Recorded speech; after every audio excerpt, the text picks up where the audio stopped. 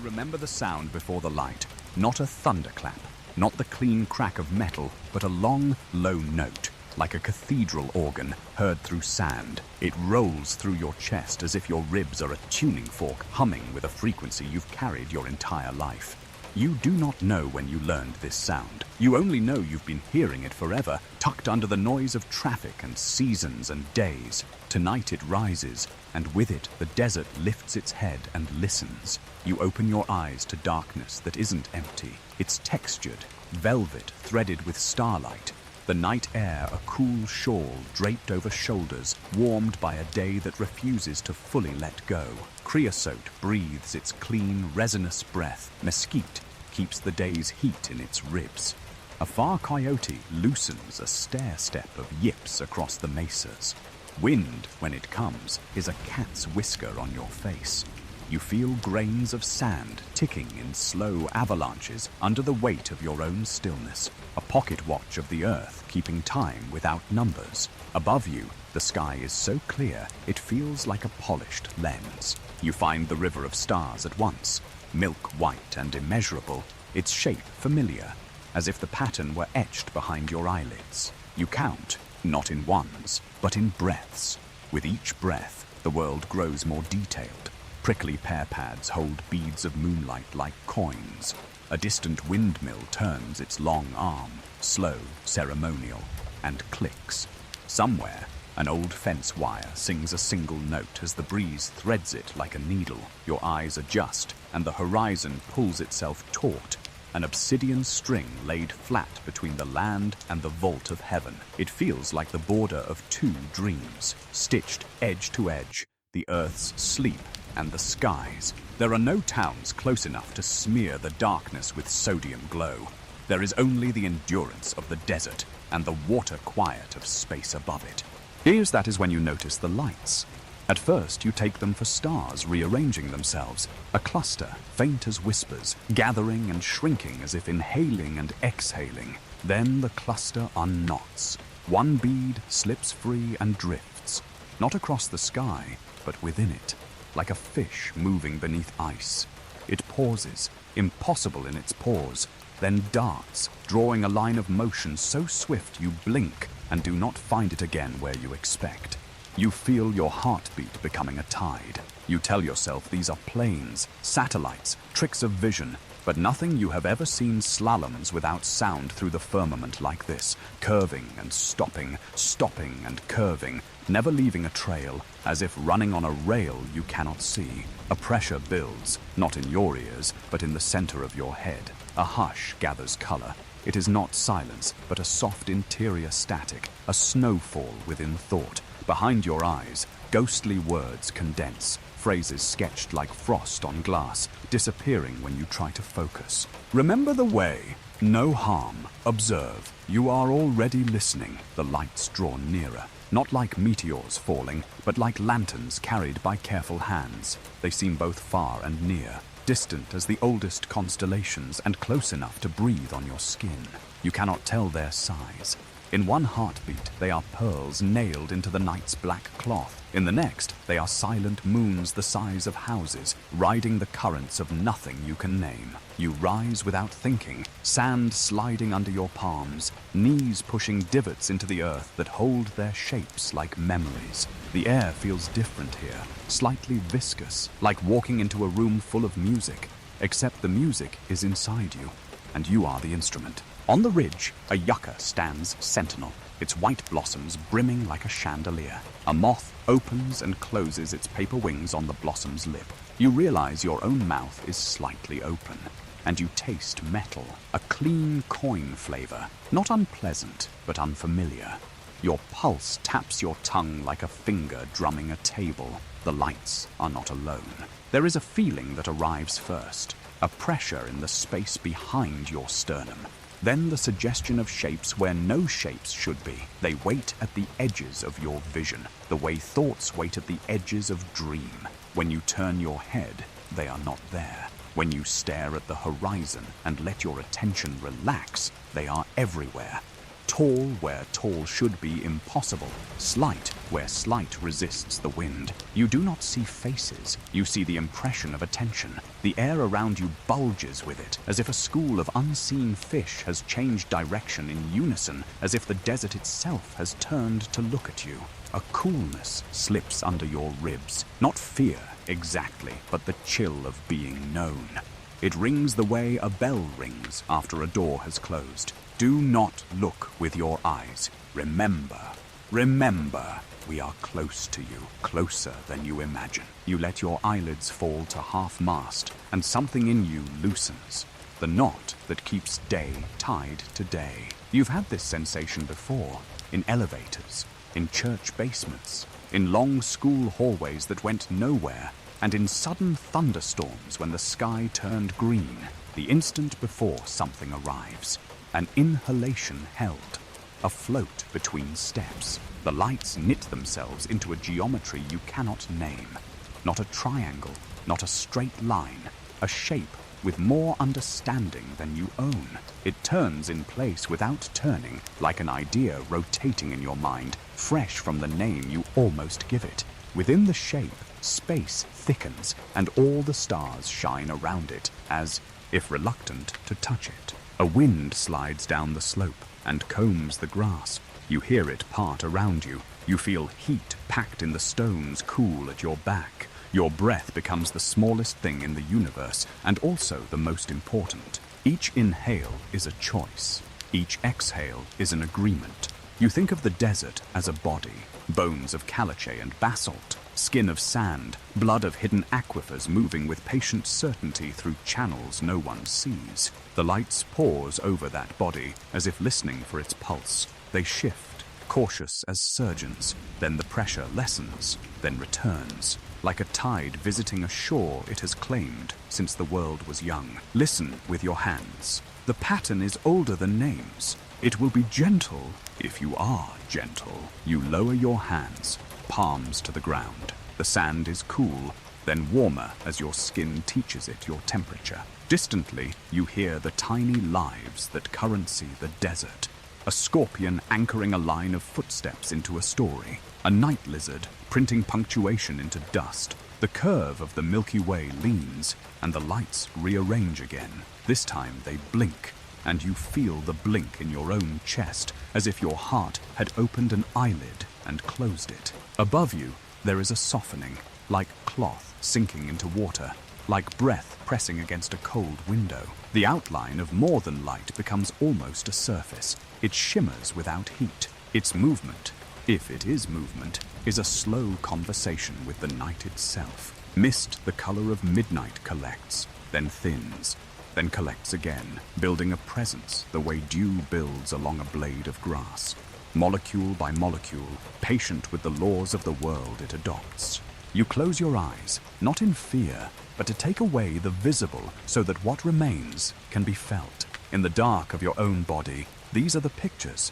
A hand, but not a hand, reaching without fingers. A face, but not a face, composed of attention alone.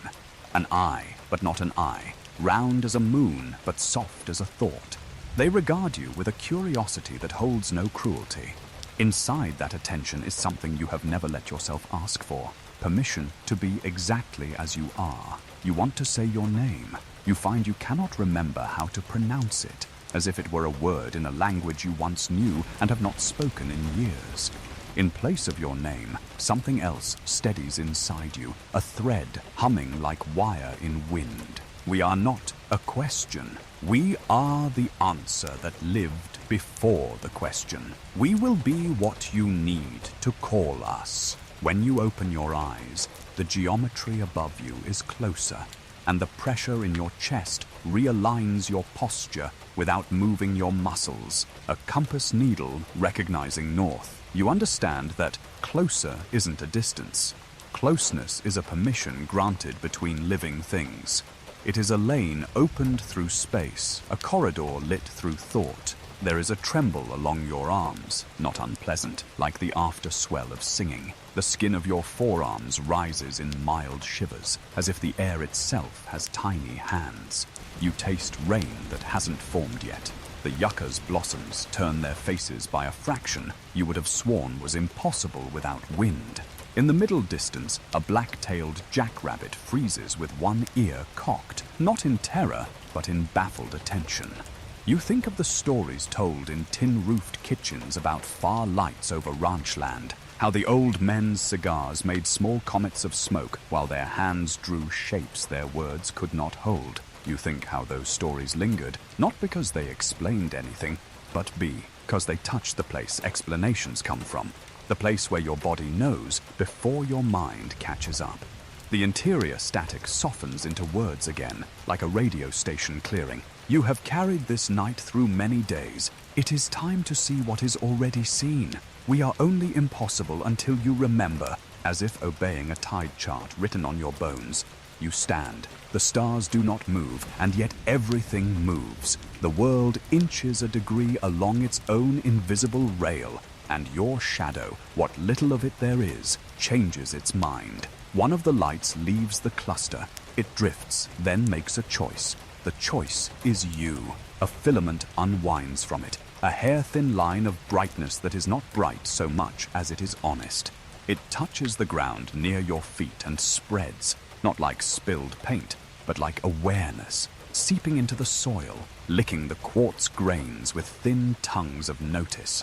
Your heartbeat answers twice fast, twice slow, and falls into a new cadence you have no name for. The line travels, radiant without glare, to the yucca.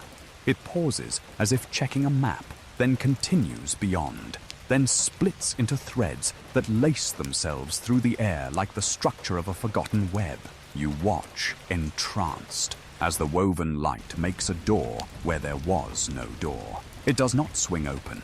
It simply becomes a passage, accepting your presence the way water accepts a hand. Gentle, no harm. You are home. You step forward, and the world does not resist you. Your foot sinks a finger width into sand and rises, leaving a print that glows once and then dims to simple shadow. The air inside the passage smells not of creosote now, but of something clean and cold. The scent of iron meteorites held too long in a museum case.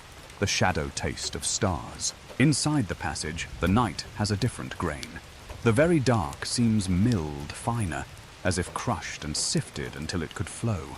Your thoughts become slow, like river stones under clear water. The shape that looked like a craft from far away isn't craft at all, not the way you have been taught to think of machines. It is not made, it is grown, a technology of intention, its edges as soft as a living thing's margins under a microscope. You feel watched and welcomed, studied and understood. You are a specimen and a guest, a child whose fingers have been gently taken away from a hot stove, then handed a book with pages illuminated in gold. We are older than your oldest fear. We are younger than your newest hope. Belong. Time thickens until it is not a line any longer. It is a pool. You sink ankle deep in it, then knee deep, then waist deep. With each step, the day you came from sheds like a skin you didn't know you had, each layer falling soundlessly into a history you will not revisit in quite the same way. There is no grief in this, only a precise melancholy, like seeing your handwriting from when you were very small and recognizing yourself in the crooked letters. In this pool of time, pictures form. A wooden fence whose posts lean in agreement with the earth, a windmill stalled at noon, a newspaper headline folded into a lunch pail, a boy or girl lying on a farmhouse roof, chin on crossed wrists, eyes mapping every star they can, inventing names. The picture blurs, sharpens, blurs again. An adult hand on a child's hair, the clink of enamel cups, the moth thump at a screen door. There you are. Begin again. The lights draw close enough that if you reached out, you feel you could trail your fingers through them and come away with something like frost on your skin. You do not reach out. Your stillness is its own kind of touch. They accept it as fluent. A low thrum presses the hollow at the base of your throat. It is like the sound a distant train makes, except the train is the world and the track is the path you are on. and the passenger is an older version of you who has been riding all along. You breathe, astonished at the ordinary bravery of breath. You have never been so aware of the fact that you are alive. You have never been so tender with that fact. The passage brightens fractionally. The light is soft, the kind that makes every edge blur, forgiving, like snowlight in a windowed room at dawn. Within it, shapes move with a grace that feels like compassion wearing a form. You see them almost clearly now, not skin, but sheen, as if their bodies have learned the trick of reflecting only what will comfort you. Eyes like wells at night that offer you not your face, but the steady cool of deep water. The sense of limbs without urgency, steps without weight. The word alien stumbles and falls away, too small, too sharp. You think, not for the first time, that a better word would be neighbors. Not separate, not other. We have been walking beside you in the tall grass, in the sand by your feet. A single ant figures out how to go around your print. It doesn't know the architecture of your night. It knows only the geometry of its need and the scent of its home. It chooses and continues. You smile, for reasons that feel like reasons and beyond reasons. Something lifts. Inside the passage, inside your body, inside the story the desert tells itself every night when no one listens. You realize the lift is permission. A hand, no, not a hand, extends. It is a gesture of invitation written in the grammar of light. Your chest opens like a door not forced but long stuck. The wood swollen from weather, the latch rusted with your own reluctance. It opens and the night pours in and you pour out to meet it. You too take one more step. The desert sounds vanish as if someone were drawing closed the velvet curtains of a theater, not silence. Absence of what you thought was all there was. In its place, a new sound blooms without making noise. A feeling of sound, round and sustaining, the sort of note that holds up a cathedral and makes ordinary people feel briefly holy without knowing why. The passage narrows and brightens. It becomes a hallway in the house you have been trying to find since you were small. On its walls are the shadows of constellations you know and constellations you don't, and the difference does not trouble you. You are soothed by your ignorance because it is no longer lonely. You are accompanied in not knowing. Come and see. Come and remember. Come and be. Light presses gently at the corners of your eyes. You let it in. Memories do not return in linear march. They wheel like birds. They flare like matches. They fold like maps. You are standing in desert night. You are lying on a childhood roof. You are carrying groceries across a street years from now. You are older, younger. You are yourself. It fits. Somehow, it all fits. The passage opens suddenly into a space that is and isn't a room. Its dimensions are mood, not measurement. It is the interior of a seed, and the seed is thought, and the thought is vast enough to cradle a sky. Around you, the lights settle into perches you cannot see. The air smells of iron and wind, and something like rain on hot dust. A scent that does not exist yet, but always has. You feel, with a bone-deep surety, that you could ask any question, and the answer would arrive sideways, gently, in a language that uses touch and image and temperature instead of nouns. You almost ask. Your lips part. The first consonant of your first question gathers like weather, but the night is kind, and it will not rush you. It understands the economy of wonder. It understands that the beginning of any truth is listening, and the beginning of any listening is rest. The low organ note returns. It unfurls beneath you like a riverbed. You exhale, and your exhalation joins it, a thread added to a tapestry already old. You are very small here, and also the exact size of the room. You are folded into the story's fabric, and for the first time, you feel the weave from the inside. Somewhere, just beyond the far wall of the dark, a windmill turns and clicks. Somewhere, miles and decades away, a screen door sighs on its spring. Somewhere, not separate, a child rolls onto their back in cool grass, the night enormous and gentle above them. You do not know yet that you are that child. You do not know yet that the questions you are about to ask were asked once already beneath a smaller sky, with a heart just learning its rhythm. You only know the door is open, the invitation offered, the desert waiting like the oldest friend. "Begin," comes the whisper, like a falling star you catch with your eyes closed. And as the room, that isn't a room, breathes in, the night tilts, and the light thins, and the shape of a memory, of a roof, of a field, of a handful of constellations you named yourself, rises to meet you, drawing you forward into the next quiet, into the next knowing. You are smaller now, not in memory, not in dream, smaller in bone, in reach, in all the ordinary ways that remind you of a childhood that once was, and never truly left. The desert is still here, its spine stretching endlessly toward the horizon, but tonight you meet it as a child with bare knees in grass, hands clutching a borrowed blanket, eyes wide enough to swallow the sky. The stars are not just points to you in this younger shape. They are companions, guardians, lanterns flung high by invisible hands. Each one feels near enough to be caught if only you could climb a ladder high enough. You trace them with the stubby finger of wonder, inventing names for constellations that already had names long before you. But you do not know those older words yet, and so you crown them with your own.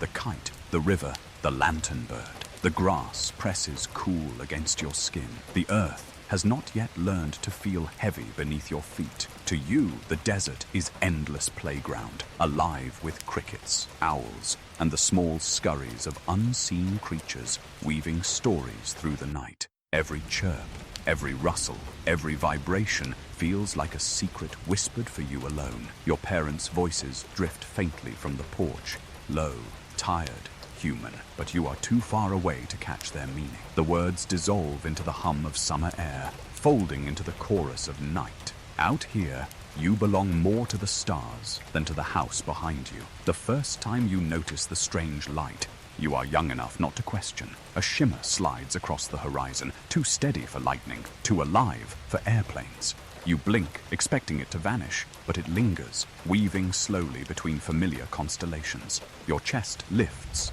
curious and unafraid. Childhood has not yet learned fear of the unknown. To you, it is simply a game of chase played across the canvas of the night. You whisper the own greeting into the grass, lips brushing the words like a charm. "I see you." The light tilts as if answering. It hesitates, pulses faintly, then continues its silent drift. Your heart drums faster, but it is not the quick beat of alarm. It is the eager rhythm of discovery. You lie back, blanket tangled beneath you, and let the stars pour themselves over your face.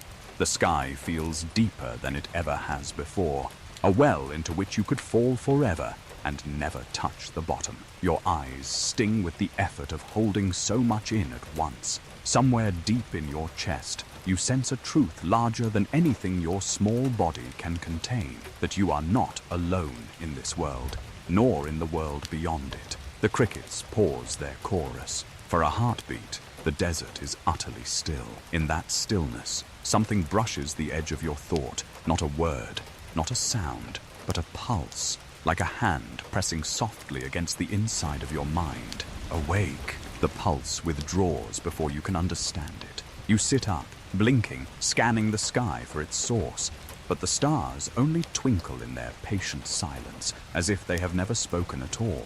The house behind you flickers with yellow lamplight. You hear the creak of a rocking chair, the slow hush of voices carrying old worries you do not yet comprehend. You think of running back, of telling them what you saw, but the desert holds you here. It has claimed your attention with a promise you cannot yet name.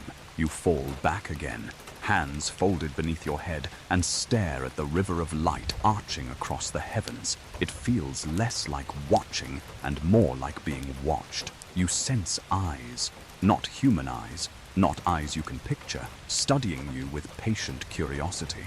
You imagine shapes moving between the constellations, guardians leaning over a balcony of stars, measuring the small heartbeat of a child lying in the grass.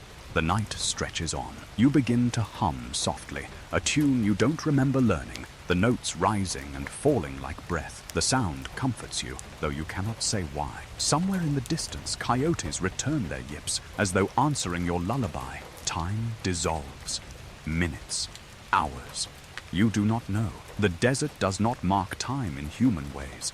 It measures only in shadow and silence, in the slow pivot of the sky overhead. And so, you lie there, part of its clock, your breath another tick in the long turning of the world. At last, sleep edges into your limbs. Your eyes grow heavy, but even as they close, the shimmer lingers behind your lids. It is no longer a light in the sky, but a light inside you, etched into the dark of your mind. You dream, but the dream feels less like invention and more like remembrance. You are floating, not in water, not in air, but in something softer, weightless as thought. Figures surround you, indistinct, made of outline and glow. Their shapes shift each time you try to focus. Tall, slender, not entirely fixed. They do not speak with mouths. Their presence presses against you like warm hands wrapped in mist. We see you. You will not forget. The stars are nearer than you believe. When you wake, the desert is unchanged. The grass still brushes your arms. The coyotes have gone quiet. The house still hums with the tired rhythm of life. And yet, you are not the same. You carry the echo of voices no one else heard, the faint trace of light no one else saw. You rise, brushing dust from your knees, and glance once more at the horizon. The shimmer is gone, leaving only the ordinary scatter of stars.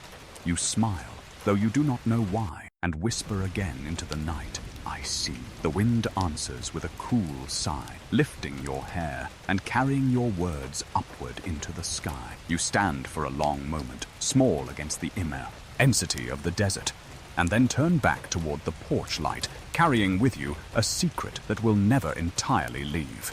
And as you walk, the stars seem to rearrange themselves, just slightly, as if nodding their approval. The desert holds your footsteps. The night carries your whisper, and something beyond both watches, waiting.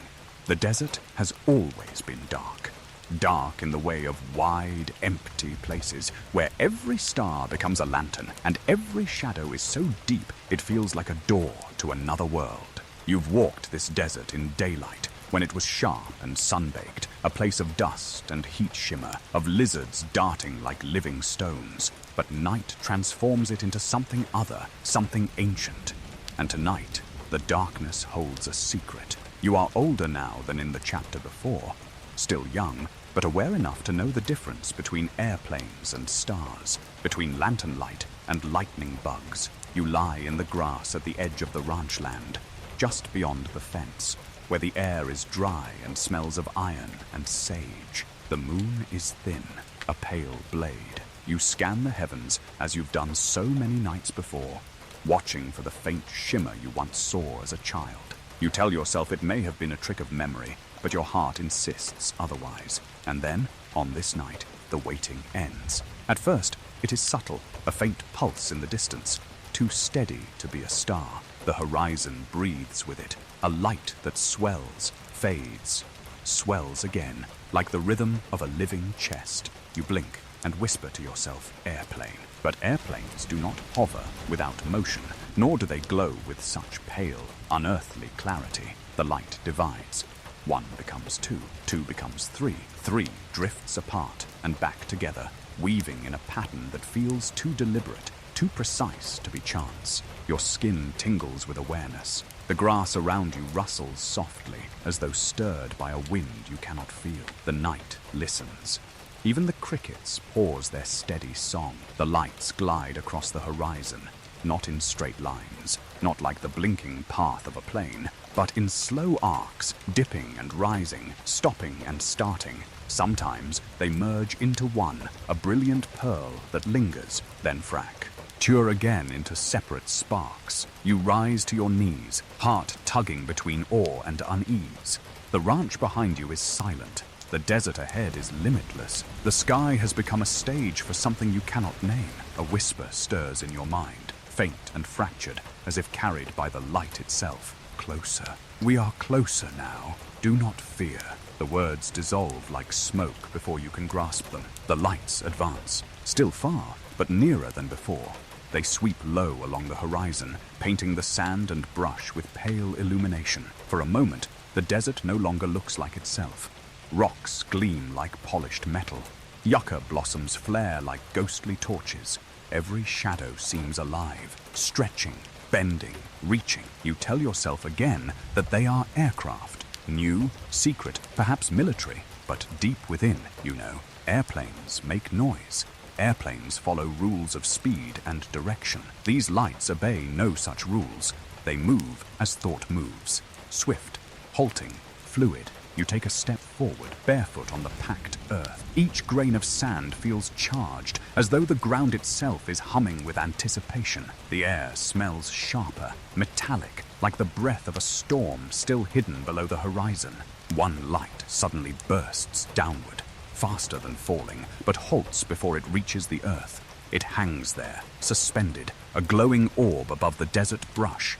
Its glow is not harsh like headlights, not soft like lantern flame. It is steady, silver, and strangely alive. Your throat tightens, but not with fear. It is the tightening of recognition, of a memory long buried, tugging itself to the surface. You have seen this before, maybe in dreams, maybe in the far recesses of your earliest years. The orb pulses once, twice. Each pulse presses against your chest as though syncing itself with your heartbeat. You whisper aloud, though you do not know why. I see you. The words vanish into the night, and for a breathless moment, the orb flickers brighter. Behind it, the other lights shift in formation, circling slowly. They are not random, they are deliberate. They watch. Time stretches thin. Minutes, hours.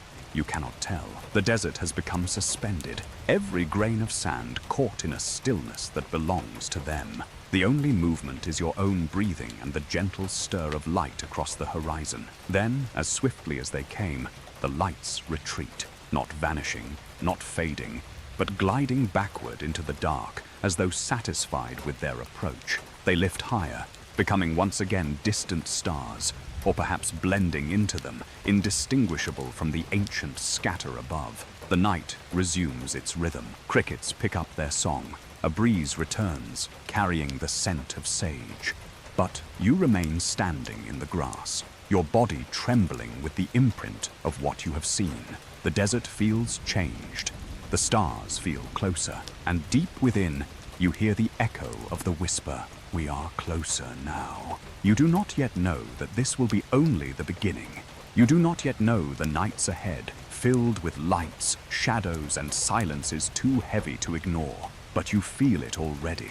The thin veil of ordinary life has been lifted, and beyond it lies a truth waiting to be uncovered. You step back toward the ranch, feet light, mind heavy. The porch lamp glows faintly, human and small against the immensity of the sky. But the memory of the lights follows you, stitched into your thoughts like a constellation that no map will ever chart. And as you turn one last time toward the horizon, you catch it again, just faintly, one single shimmer pulsing as though winking farewell, or perhaps promising return. The desert never forgets.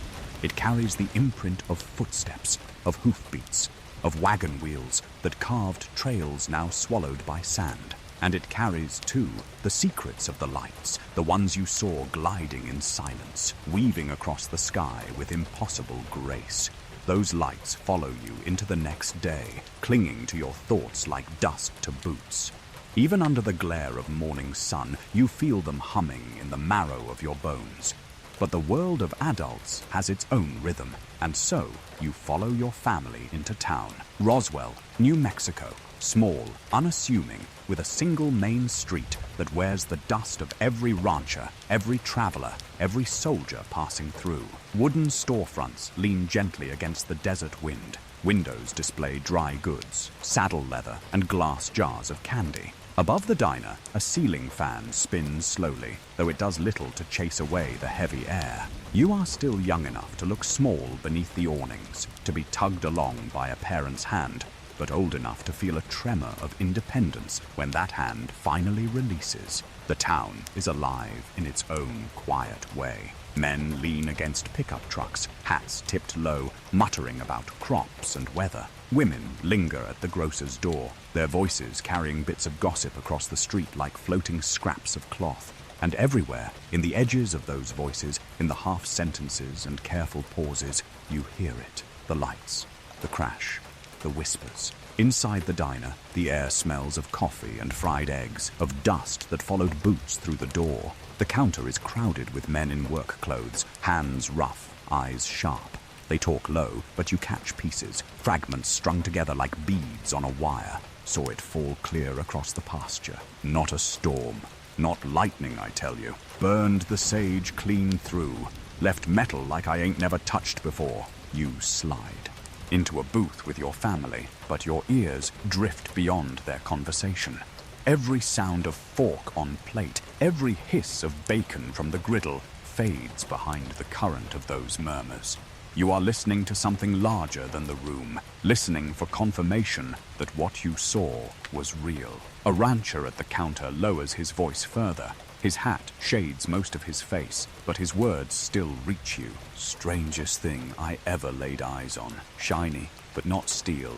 Wouldn't bend, wouldn't burn, like it came from the sky itself. The man beside him chuckles nervously, stirring his coffee too long. You'll get yourself in trouble talking like that. The rancher shrugs, but his silence afterward feels heavier than words. You chew slowly, not tasting your food.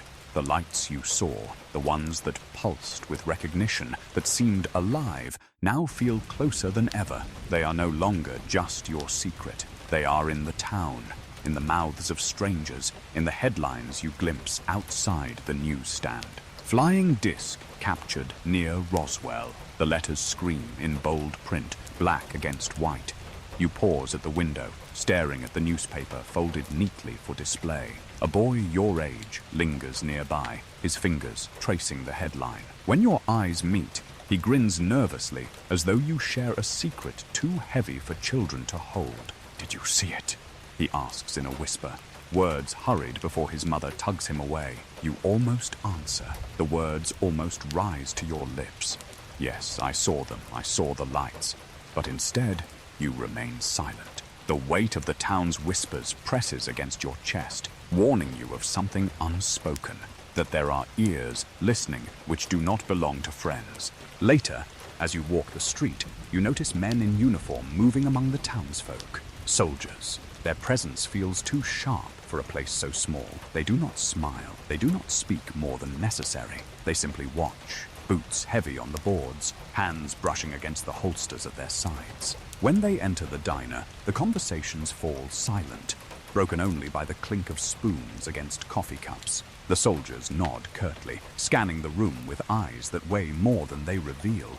And then, as quickly as they arrive, they leave. Yet the silence they carry lingers like smoke. You realize then that the stories in town are not just stories. They are living things, passed in low voices, guarded by fear, nurtured by curiosity. They spread from porch to porch, from diner counter to grocery line. Some laugh, dismissing it as weather balloons, as tricks of the eye. Others grow quiet, their silence speaking louder than denial. You find yourself outside the barber shop, listening again to fragments through the open window. "Not from here, that's for certain. Army came in quick, cleaned the place faster than you can spit. Said it was a balloon, but no balloon burns cold like that." The voices blur, blending with the clatter of hooves on pavement, the squeal of tires, the occasional bark of a dog. But beneath the surface noise, the same current runs through all of them.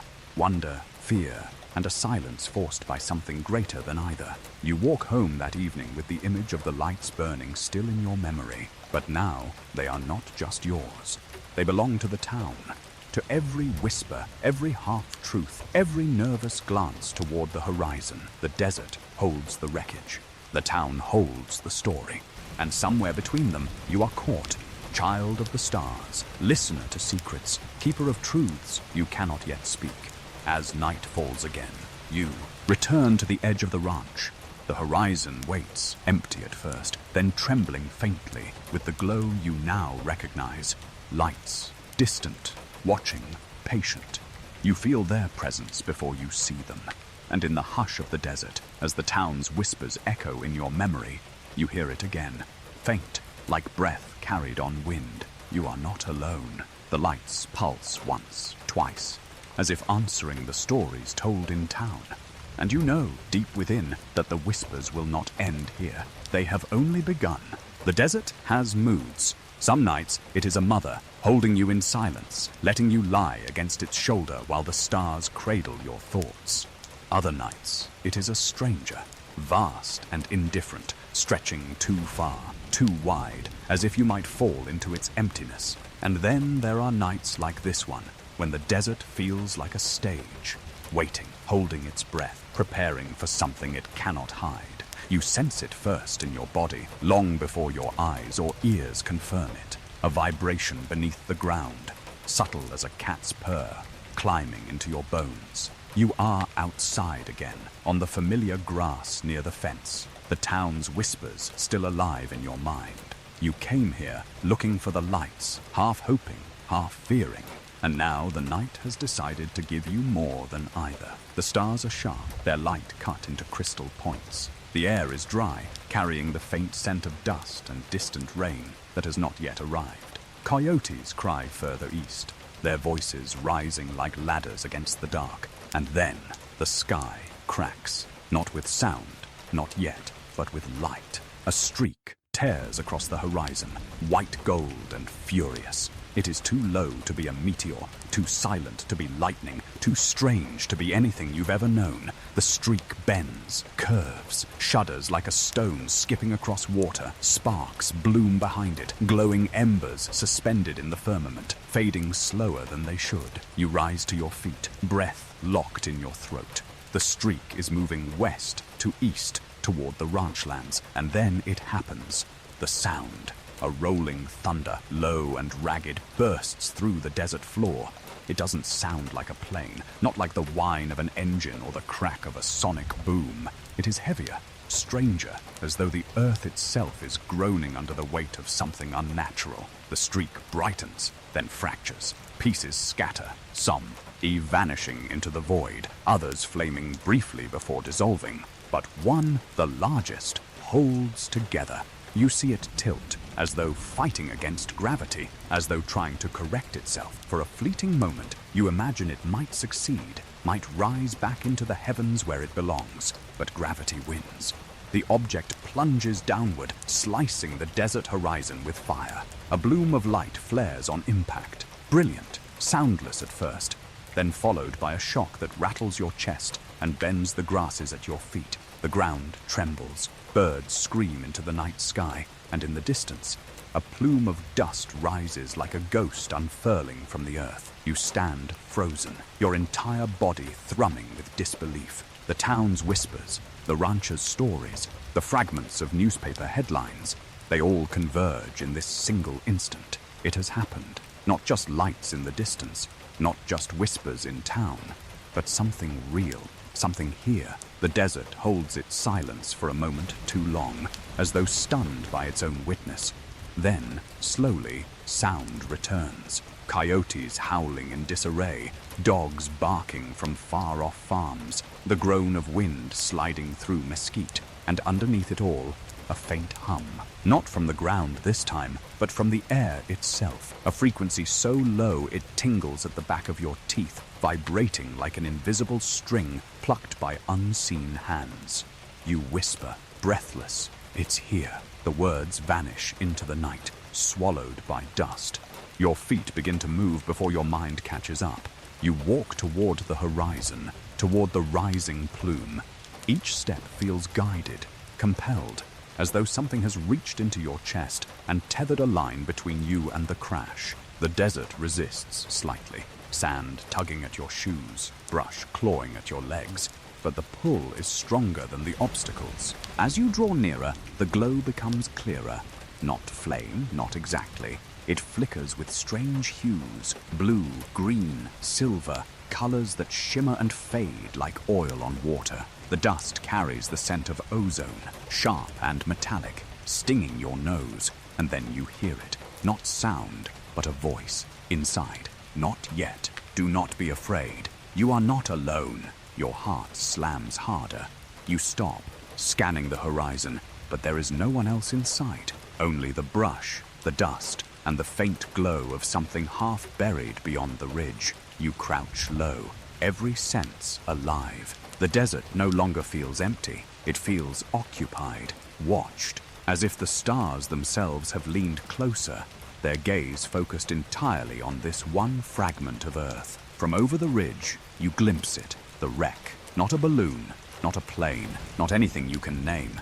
It juts from the sand at an angle, half buried, edges bent and twisted, but glowing faintly, alive in a way metal should never be. The surface ripples faintly, as though refusing to stay still. Where moonlight touches it, the reflection bends strangely, warping the air. Around it, the sand is scorched in odd patterns, not charred black, but seared white, as though heat had frozen instead of burned. Mesquite branches nearest the wreck hang heavy with frost, impossibly cold in the desert's summer night. You inch closer, each step quieter than the last. The hum grows louder, vibrating not only in your teeth, but in your chest, your skull, the very air around you. It feels like a heartbeat too large for one body, a rhythm trying to synchronize with your own. And then you see movement, a shape, small, shifting near the wreck. At first you think it is smoke or heat shimmer, but no. The outline sharpens, delicate and trembling. A figure, slender, fragile, moving not with the chaos of panic, but with the slow inevitability of something fading. Your breath of catches. You are not supposed to be here, and yet you are, exactly where the desert intended you to be. The figure lifts its head. You cannot see eyes, not clearly, but you feel the weight of its gaze, pressing against your chest, heavy and strange. And then another sound. Engines, distant but growing. You turn sharply, scanning the horizon. Headlights, multiple, cutting through the night. Trucks, military. The soldiers you saw in town are coming fast, their engines ripping through the desert silence like teeth through cloth. You look back at the wreck, at the trembling figure. The hum inside your skull sharpens into words. Remember this. Remember. Before you can move, before you can step closer, the soldiers arrive. Their trucks skid to a halt, dust exploding around their wheels. Voices bark orders. Boots thunder against the earth. Flashlights slice through the dark, blinding you in stabs of white. Hey, you! Step back! The command slams into you, sharp and cold. Rough hands grab your arm, pulling you away from the ridge. You twist, desperate for one last glimpse of the wreck, of the figure by its side. For a heartbeat, you see it, the glow flickering faintly, the shape collapsing gently to the earth, fading like mist at dawn. Then a tarp is thrown. Soldiers swarm. The wreck vanishes behind their shadows. You are dragged back, your protest drowned by the roar of engines and the shouts of men. The desert closes in, its silence shattered. You are no longer a child beneath the stars, nor a listener to whispers. You are a witness, and that, in this place, is dangerous. As they haul you toward the trucks, you look once more over your shoulder. The plume of dust rises still, glowing faintly, like the breath of something alive. And in your mind, faint but certain, the voice lingers. Remember, the desert has kept its promise. It has shown you the night of the crash. And nothing, from this night forward, will ever be the same. You remember the pull more than the path. The crash still echoes in your body. The roar that split the desert's silence. The bloom of light that stained the horizon. The hum that sank deep into your bones. And even though the soldiers' trucks are still miles away, rumbling closer by the minute, you were already moving long before their engines tore through the night. It was not a choice. It was compulsion. The desert seemed to lean toward the wreck, every mesquite branch bending, every patch of grass pointing, as if the earth itself urged you forward. Your legs obeyed without thought. One step, then another, your body no longer your own, guided by something greater, something patient that had been waiting for this night since long before you were born. The ridge rose ahead of you, its spine etched against the pale glow still lingering in the east. Each breath burned, sharp with dust and electricity, as if the air had been remade by the fall. You climbed, hands clawing at stone and sand, knees scraping, your heartbeat louder than the wind. And then you saw it. The crash site opened before you, not wide, not vast, just a scar torn into the earth. But it was enough to mark the land, enough to rewrite what you thought possible.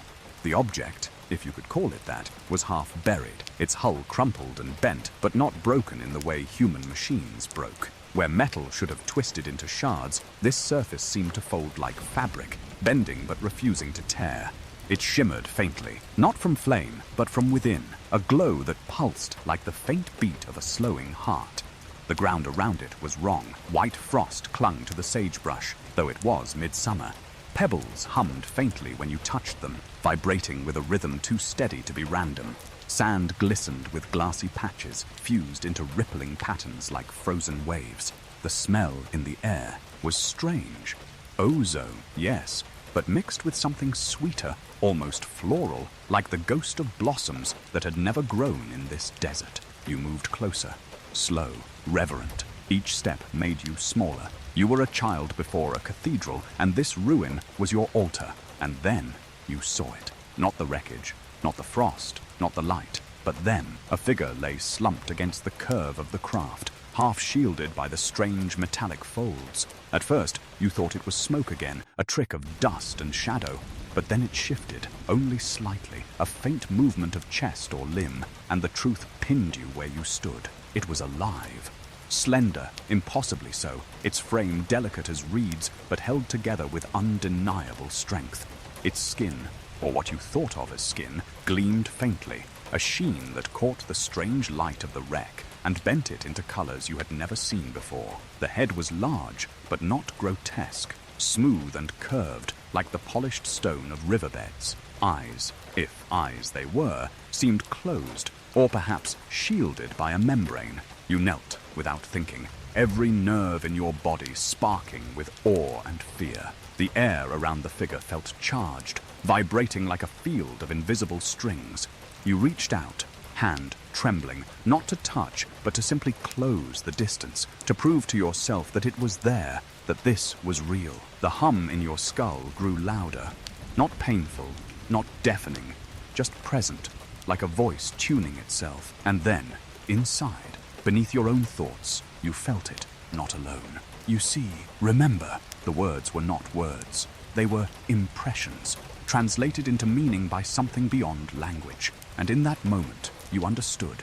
Not everything, not fully, but enough. Enough to know you were not the first to hear, not the last. Enough to know this meeting was meant to happen. Your breath shuddered out of you. Your knees pressed harder into the frost-burned sand. You whispered the only words you could manage. I see you. The figure did not stir, but the hum softened, as though acknowledging your offering. And then another movement, not from the first being, but from the wreck itself. One panel, bent and half buried, shifted faintly, releasing a hiss of vapor. You flinched, heart racing, but the air that spilled out was cool, scented faintly of minerals and rain. Through the opening, you glimpsed shapes, fragments of what lay inside. Struts and curves that looked less like engineering and more like bones, like the ribs of a living thing. No wires, no rivets, only seamless construction, as though the craft had grown itself into being. For a fleeting instant, you thought you saw more. Another shape, smaller, collapsed within. But before you could focus, the hum spiked, as though warning you to stop. The spell was broken by sound. Engines, closer now. You turned sharply, scanning the horizon. Dust plumes rising. Trucks barreling over the ridges, headlights cutting through the dark. Soldiers, their arrival no longer distant. It was imminent. Your chest tightened. You looked back at the figure slumped by the wreck. Something in you screamed to stay, to protect, to witness. But another part, older, cautious, told you to run, to hide. The hum pressed once more into your mind, firm this time, almost urgent. Go! Hide! Remember! You staggered back, eyes burning, throat raw. But you obeyed. You ducked low, slipping behind brush, heart hammering as the first trucks skidded into view. Soldiers spilled out, shouting commands, flashlights stabbing the night. Their boots pounded the earth, circling the wreck, swarming it with precision and fear. You watched from your hiding place, hands clutched tight against your chest as they surrounded the fallen Fee. Igure, for a moment, you prayed they would see what you saw, something fragile, alive, worth saving, but the way they moved told you otherwise. Efficient, cold, mechanical. Orders rang out, tarps unfurled, crates dragged from trucks. The wreck was swallowed in shadows of canvas and steel. One soldier knelt beside the figure you had seen, and for a brief heartbeat you thought you saw his hand tremble, hesitate, but then others lifted it, gently but without reverence, and carried it away beneath heavy cloth. Your teeth clenched, your nails dug into your palms. You wanted to shout, to protest, but the hum in your skull whispered its last instruction, fading now, weakening, not yet. And then it was gone. The desert was alive with motion, engines growling, men shouting, wreckage vanishing beneath military hands. But you remained still, silent, pressed into the brush. No one saw you. No one knew you had been the first. When the last tarp fell over the wreck, when the trucks finally roared back toward town, carrying away their secrets, you crept forward again. The site was empty now, scorched earth, frost-bitten sage, glassed sand. No glow, no hum, no figures, only the scar in the earth, proof that something extraordinary had happened here, and you were the first to see it. The desert held your silence, wrapping it in shadows. The night swallowed your secret whole, but inside you, a fire had been lit. Not of fear, not of despair, of responsibility. You had witnessed what no one else could claim. And no matter what the town was told, no matter what the soldiers declared, you would carry the truth that fell from the stars, the truth you touched with your own breath, the truth that whispered to you, remember. You turned from the sight, heart heavy, steps slow. The night closes behind you like a curtain, and though the desert resumes its ordinary silence, you know it is no to the same. You are not the same. You were the first on the scene, and the first to understand that the world would never look the same again. The desert does not stay silent for long. Secrets, no matter how carefully buried beneath canvas tarps and military orders, seep out like water through sand. By the time you make your way back into town, the air is already alive with speculation.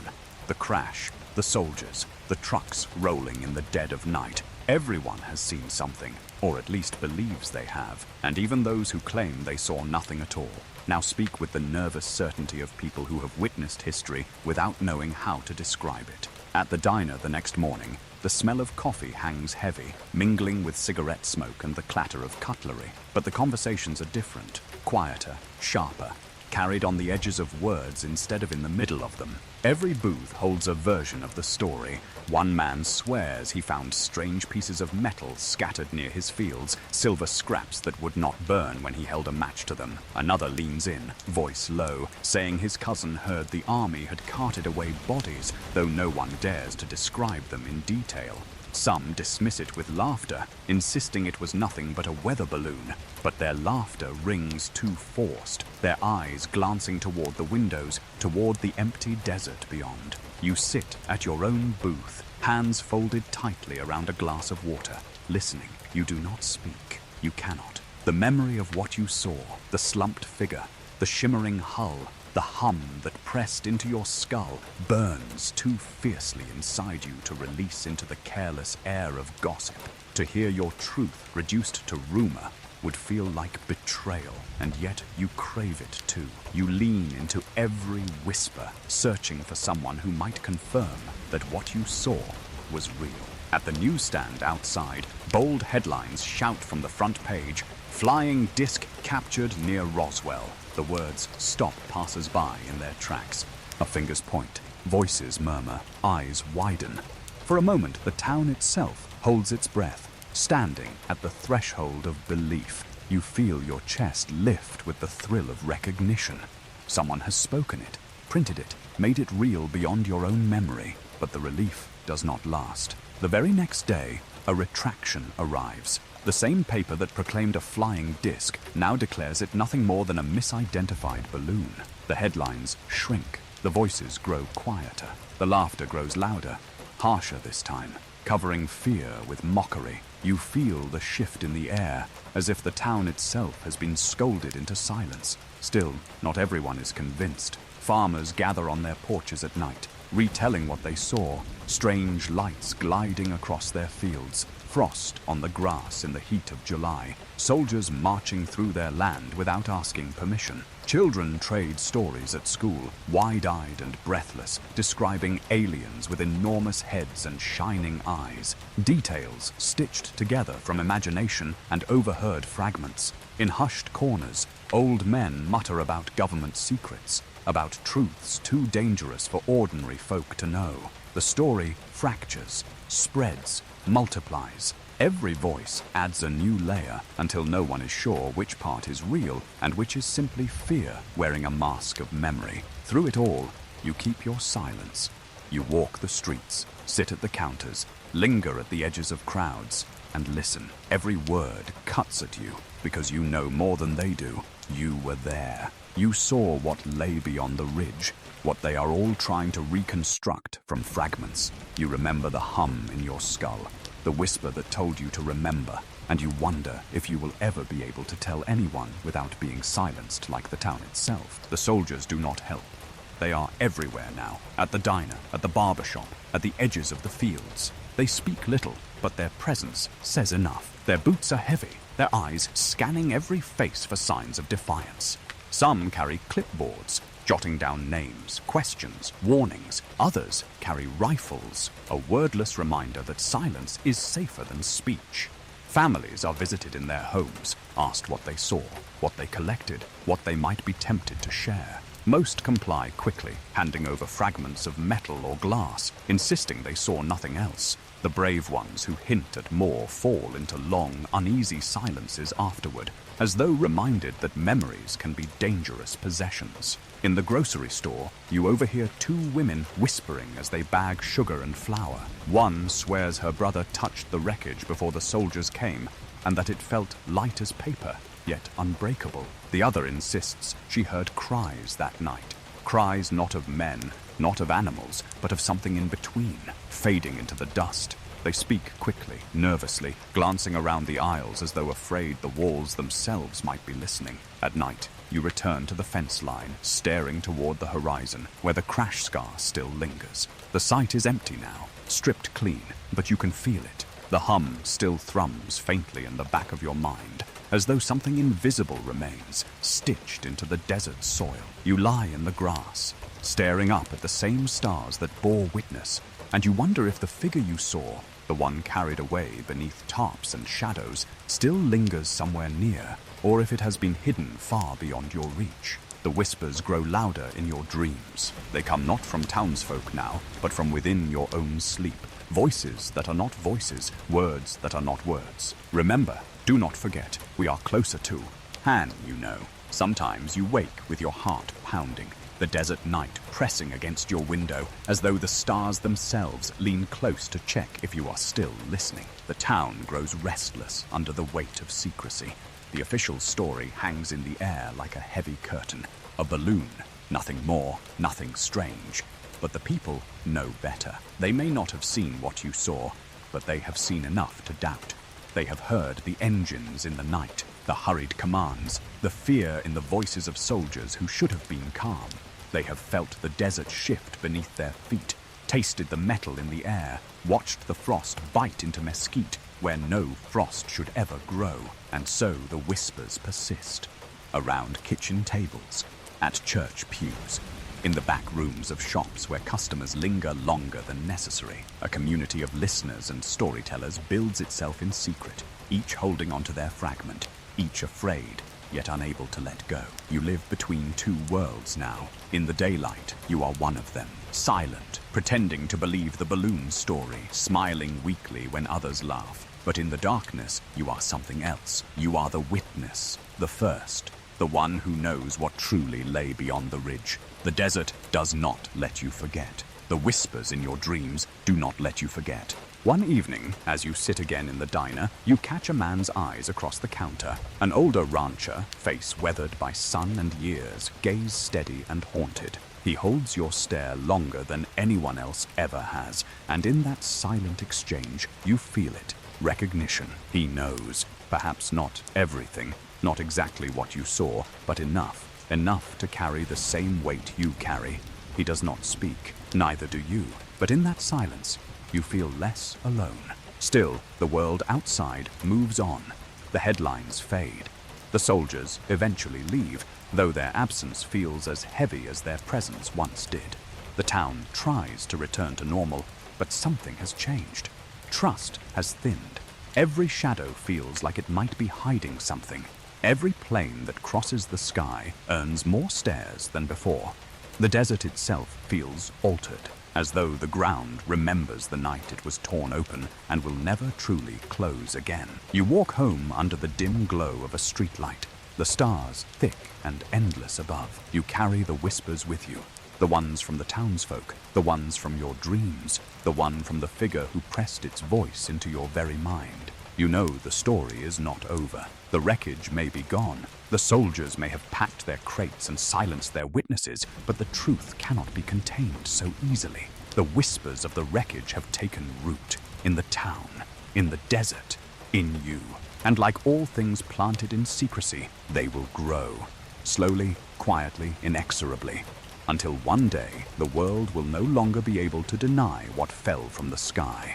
For now, you walk on, silent, carrying the weight of a secret too vast for a single heart, but one you know you will never ever let go.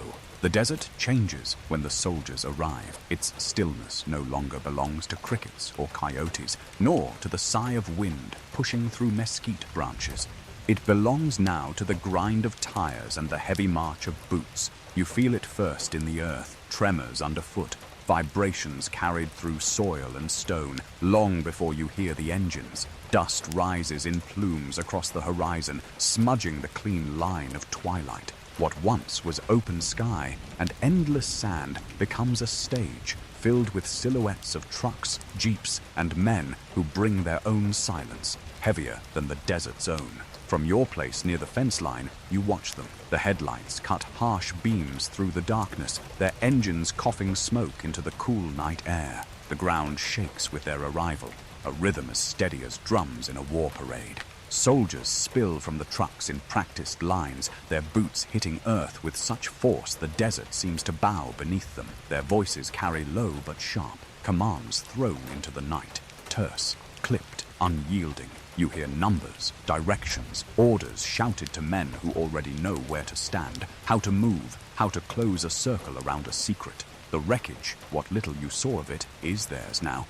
They swarm it with tarps, with crates, with hands that do not tremble the way yours did. Where you had knelt in awe, they kneel only to measure, to dismantle, to cover. Their flashlights sweep the ground, cutting across patches of fused sand and frost-burned brush, searching for fragments.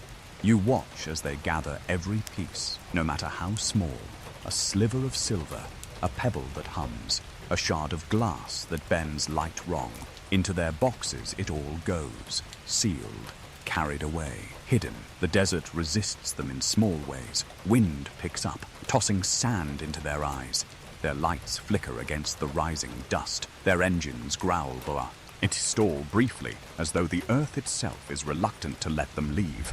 But they are relentless. Soldiers do not bargain with the land, they conquer it. Their shadows lengthen and stretch until the desert itself feels occupied, its natural silence drowned by the machinery of secrecy.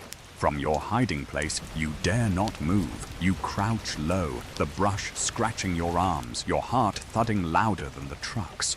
You remember the figure slumped against the wreckage, the hum of its voice inside your skull, the single command it gave you. Remember, and you wonder, as you watch them lift that same figure beneath the weight of tarps and secrecy, if the soldiers heard anything at all. Did they feel the hum? Did they catch the whisper? Or are they deaf to everything except orders? The trucks fill with crates. Soldiers bark louder. More men arrive from the ridge, their uniforms coated with dust, their rifles slung low. Some carry nothing but papers, clipboards filled with notes, checklists of what has been found. Others carry rifles like punctuation marks, reminders of what happens to those who linger too close. You know, even without being told, that the desert is no longer free to wander. Every inch is claimed, patrolled, guarded. By morning, the town feels their presence like a shadow stretched across every street. They are at the diner, boots clattering on wooden floors. They are at the grocery store, their rifles leaned casually against counters as they ask questions with polite but pointed tones. They are at the gas station, filling trucks that roll endlessly between the base and the scar in the desert. No one speaks freely anymore. Conversations falter when uniforms enter the room. Eyes drop, hands fidget, voices lower. The whispers remain, but they are muffled now, spoken only when walls are sure to be thick enough to hold them. You sense it in yourself, too. Silence has become heavier. You carry more than the townsfolk do, more than the ranchers and children and old men with their fragments of rumor. You carry memory, truth etched into your very bones. But every time you consider speaking, you see them, the soldiers, their shadows, their rifles, the way they watch every face as though measuring it against a list. And you know that silence is safer than truth. One evening, as the sun bleeds into the horizon, you walk into town. The main street is busier than usual, though no one smiles. Men stand in clusters, pretending to discuss cattle prices while their voices break on the edges of fear. Women hurry between shops, their baskets full, but their eyes darting to the soldiers who lean in doorways. The newspaper stand displays its retraction again, bold letters insisting balloon, not disc.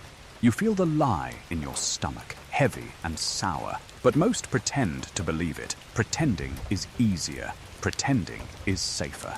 At the far end of the street, a boy not much older than you slips a small object from his pocket to show his friend. You catch only a glimpse before it vanishes again, a shard of metal, dull in daylight but bent in a way no human hand could bend. The boy's friend stares wide-eyed, but before either can speak, a soldier steps from the shadows. The boy freezes. The object disappears into his pocket.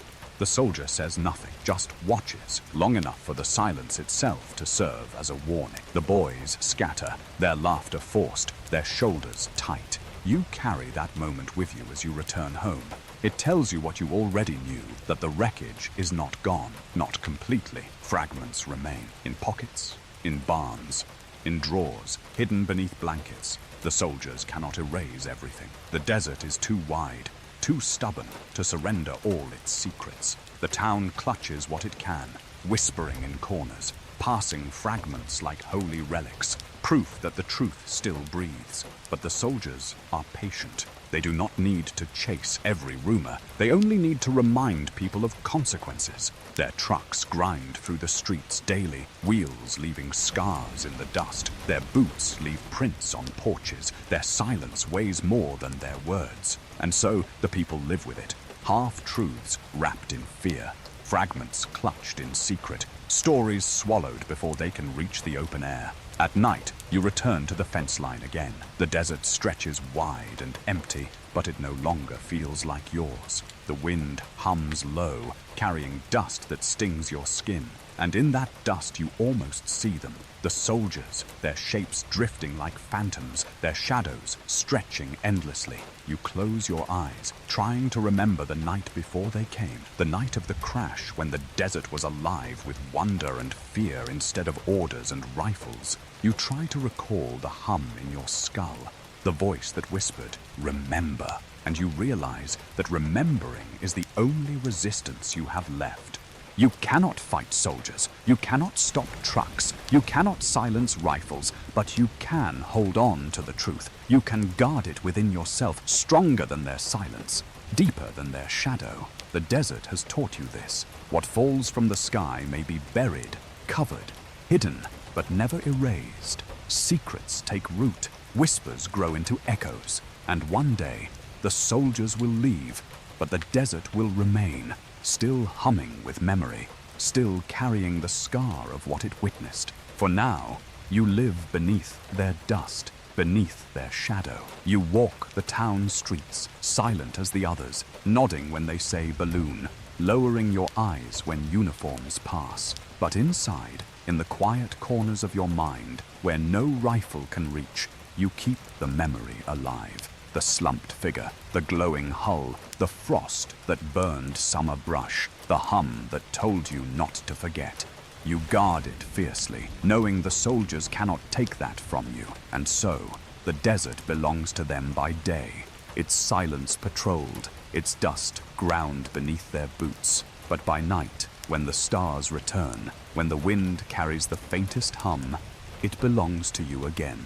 You and the whispers they cannot silence. You and the memory they cannot erase. The soldiers may own the dust, but you will always own the truth. Morning comes, but the desert does not brighten in the way it should. The sun lifts slowly above the horizon, spilling light across mesas and fields, yet the air feels heavier, the dust thicker, as if the night's shadows still linger. You wake with the weight of silence pressing against your chest, the memory of soldiers' boots and trucks grinding still echoing in your mind. The town stirs reluctantly, and for a moment you imagine perhaps this day will be like all the others, routine, muted, heavy. But the news arrives before breakfast, and nothing feels the same again. It spreads first by rumor, as most truths do. A boy rushes down the street, shouting words he barely understands. A woman on her porch leans forward, hand shielding her eyes, asking neighbors if they've heard. The word moves like wind through the town. Announcement. Not from ranchers, not from gossips, but from the army itself. People gather outside the diner, crowding near the newsstand, eyes wide, hands tight. And there, on the front page of the local paper, bold as the desert sun itself, the headline waits. RAAF captures flying disc in Roswell region. For a moment, the town forgets to breathe. Men read the words aloud, stumbling over them as though uncertain their tongues can shape such sounds. Women press hands to mouths, laughter breaking into disbelief. Children stare with wide eyes, repeating the words as though they are lines from a storybook suddenly made real. The air vibrates with something unfamiliar, excitement, awe, fear, all braided together in a way no one can untangle. You stand among them, shoulder to shoulder with strangers, staring at the print until the letters blur. Flying disc. The words strike like a bell in your chest. They echo what you already knew, what you already saw with your own eyes, the shimmer of the hull, the frost that burned in July, the figure that whispered into your mind. To hear it spoken publicly, to see it printed boldly, feels like validation, like the desert itself has finally shouted what it has been trying to whisper. Around you, voices rise. A rancher insists this proves he wasn't lying when he described strange fragments found in his field. Another swears the government must have captured more than just metal.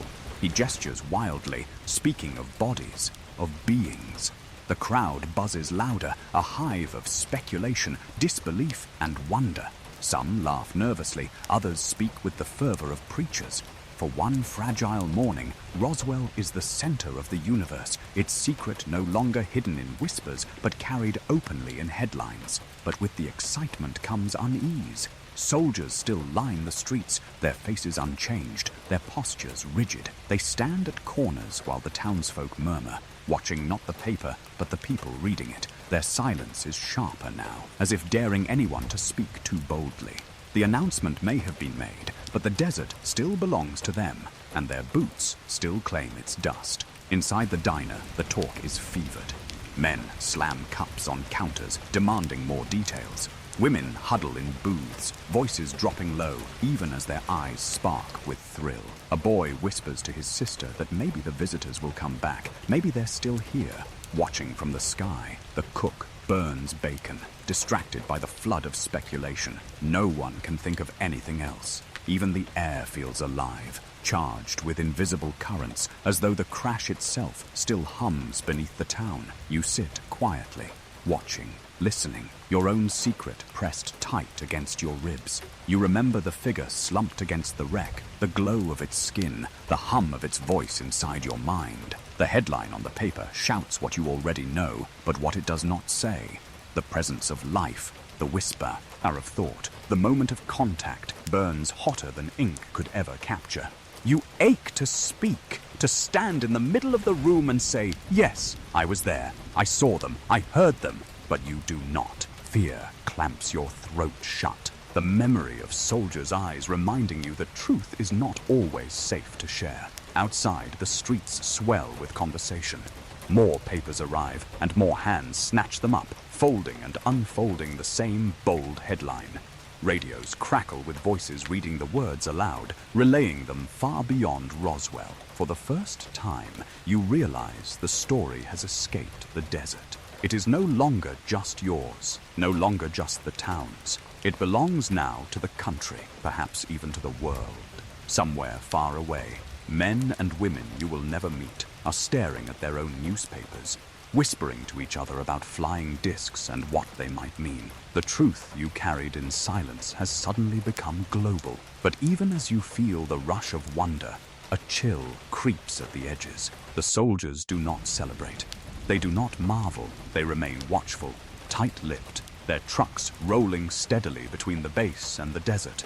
Their eyes scan the crowds, measuring excitement as though it were dangerous. And slowly, you begin to sense it, too, that the announcement is not an opening, but a door about to close. By afternoon, whispers shift again. Another headline is whispered before it's printed. A mistake, a correction, a retraction. The word moves through town like poison seeping into water. At first, no one believes it. But by evening, the paper appears again, and this time the bold letters tell a different story. Weather balloon, not flying disc. You watch as the pages are hung outside the newsstand. The crowd gathers once more, but this time the silence is heavier. Some laugh too loudly, mocking themselves for believing. Others shake their heads, insisting it cannot be true, not after the first announcement. Anger brews in some, confusion in others. But louder than both is fear. The soldiers stand closer now, their presence a weight no one dares challenge. You feel the shift deep in your stomach. For one shining moment, the truth had been spoken aloud. It had been shared, bold and undeniable. And now, just as quickly, it has been erased. Not with arguments, not with proof, but with words printed on paper, words carried by uniforms. The desert's secret has been claimed, repackaged, and dismissed. The crowd disperses slowly, uneasily, as though unsure what story to tell themselves. The whispers do not stop, but they grow quieter, muffled by the new official version. That night, you walk to the edge of the ranch once more. The desert is dark, its silence restored, but you feel the lie pressing down from above, heavier than the stars. The hum in your skull has faded, but not gone. It lingers faintly, reminding you of what you saw, what you heard, what cannot be erased by ink or paper. You lie back in the grass, staring at the constellations. They feel distant again, less like neighbors, more like watchers retreating into silence. Yet you sense them still, somewhere beyond reach, waiting for you to remember. The town will move on. The soldiers will leave. The papers will fade. But you know the truth does not vanish so easily. It lives in the scarred earth, in the fragments hidden in barns and pockets, in the eyes of those who dared to look. And it lives in you, burned deeper than any headline, louder than any denial.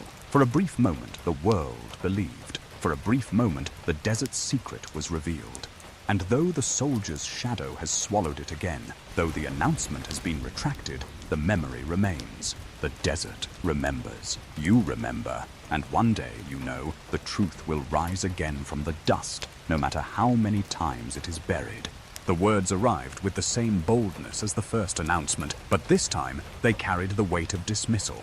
The newspaper that only yesterday declared the capture of a flying disc now shouted something different, something smaller, something designed to shrink the imagination back into silence.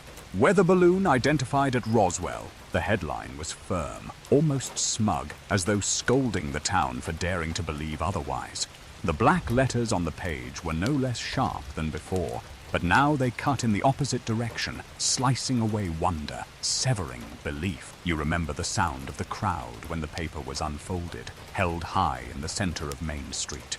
The murmurs of awe that had carried through the town yesterday were replaced now with laughter, uneasy laughter, sharp and too loud. Men smacked each other on the back, chuckling that they'd been taken in by a story, by foolishness. Women shook their heads and muttered about balloons and boys' tales.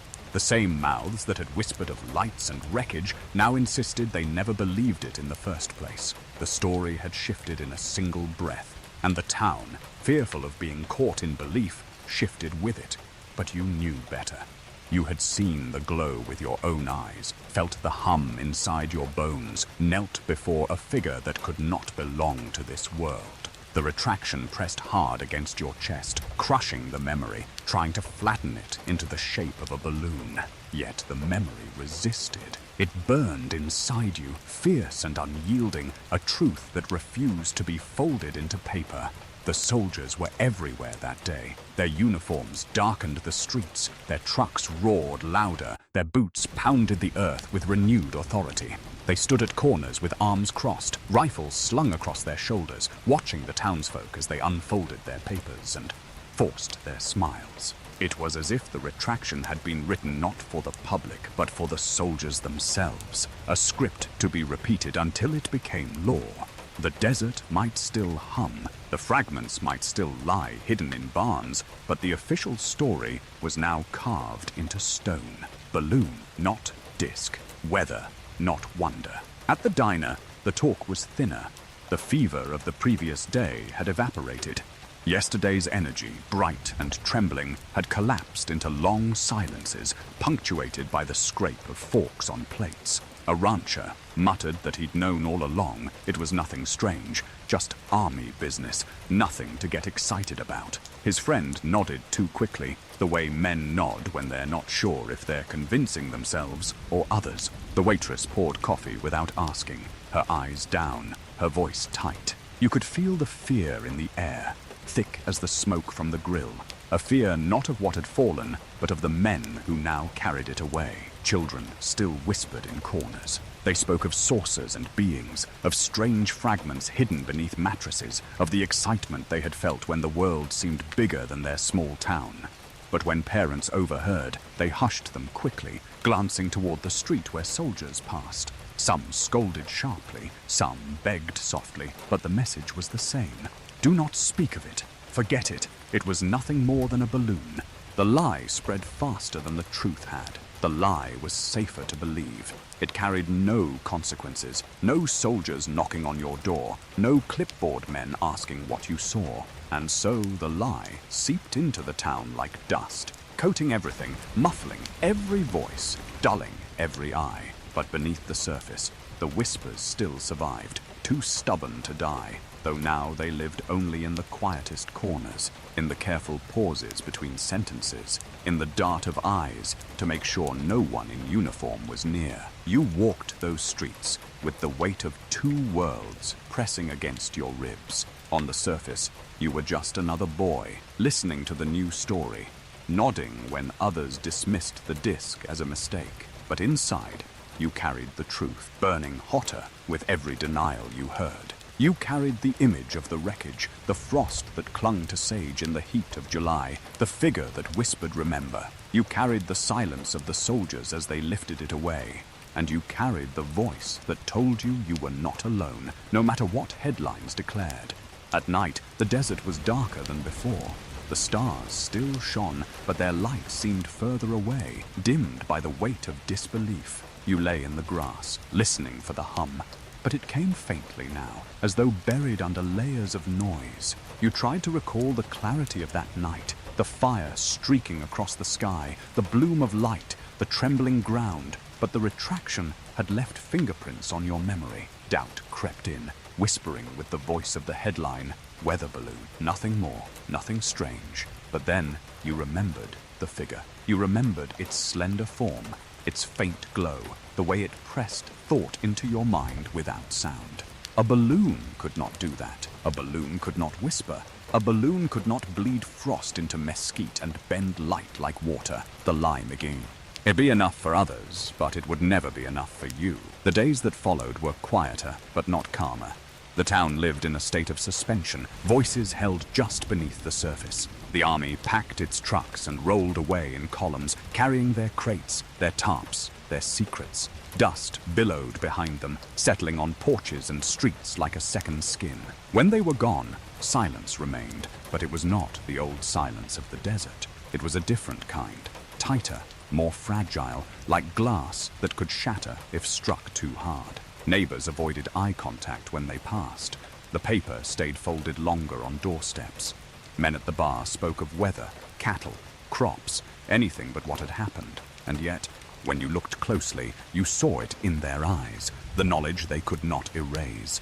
The truth still lingered, but no one dared name it. In secret, you still walked to the scar in the earth. It was emptier now than ever, stripped bare by soldiers, scrubbed clean of evidence. But the land remembered.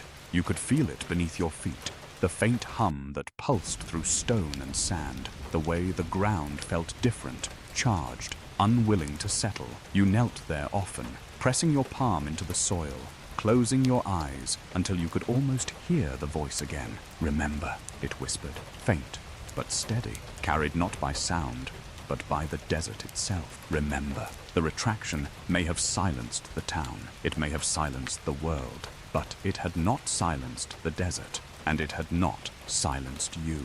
When you returned to town one evening, you found yourself at the diner again. The same men sat at the counter, the same women at the booths, the same tired clock ticking on the wall, but the air was different. Laughter rang louder than necessary, as though mocking belief. One man waved the paper in his hand, declaring that he'd always said it was nonsense. Another clapped him on the back, nodding agreement. But their eyes betrayed them. Their eyes still held fear, still darted toward the window, still carried the memory of lights they pretended not to see. You sat quietly, watching them, feeling both apart from and a part of their silence. You understood their fear.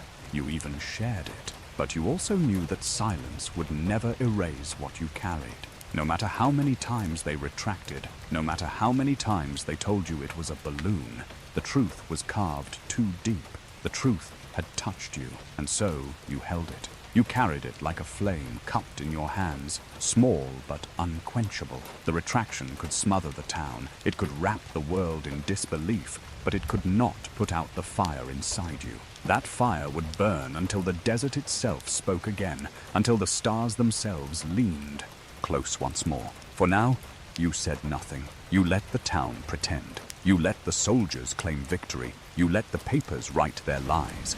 But in your silence, you held a deeper strength. You were the witness. You were the keeper. And the desert had whispered only one command: remember. And so you remembered. The desert had always been a place of silence. But after the retraction, it became a silence of a different kind. Once, that stillness had carried the soft breath of coyotes, the distant click of windmills, the whisper of grass bending under moonlight. It had been a silence filled with presence, alive with the sense of something waiting.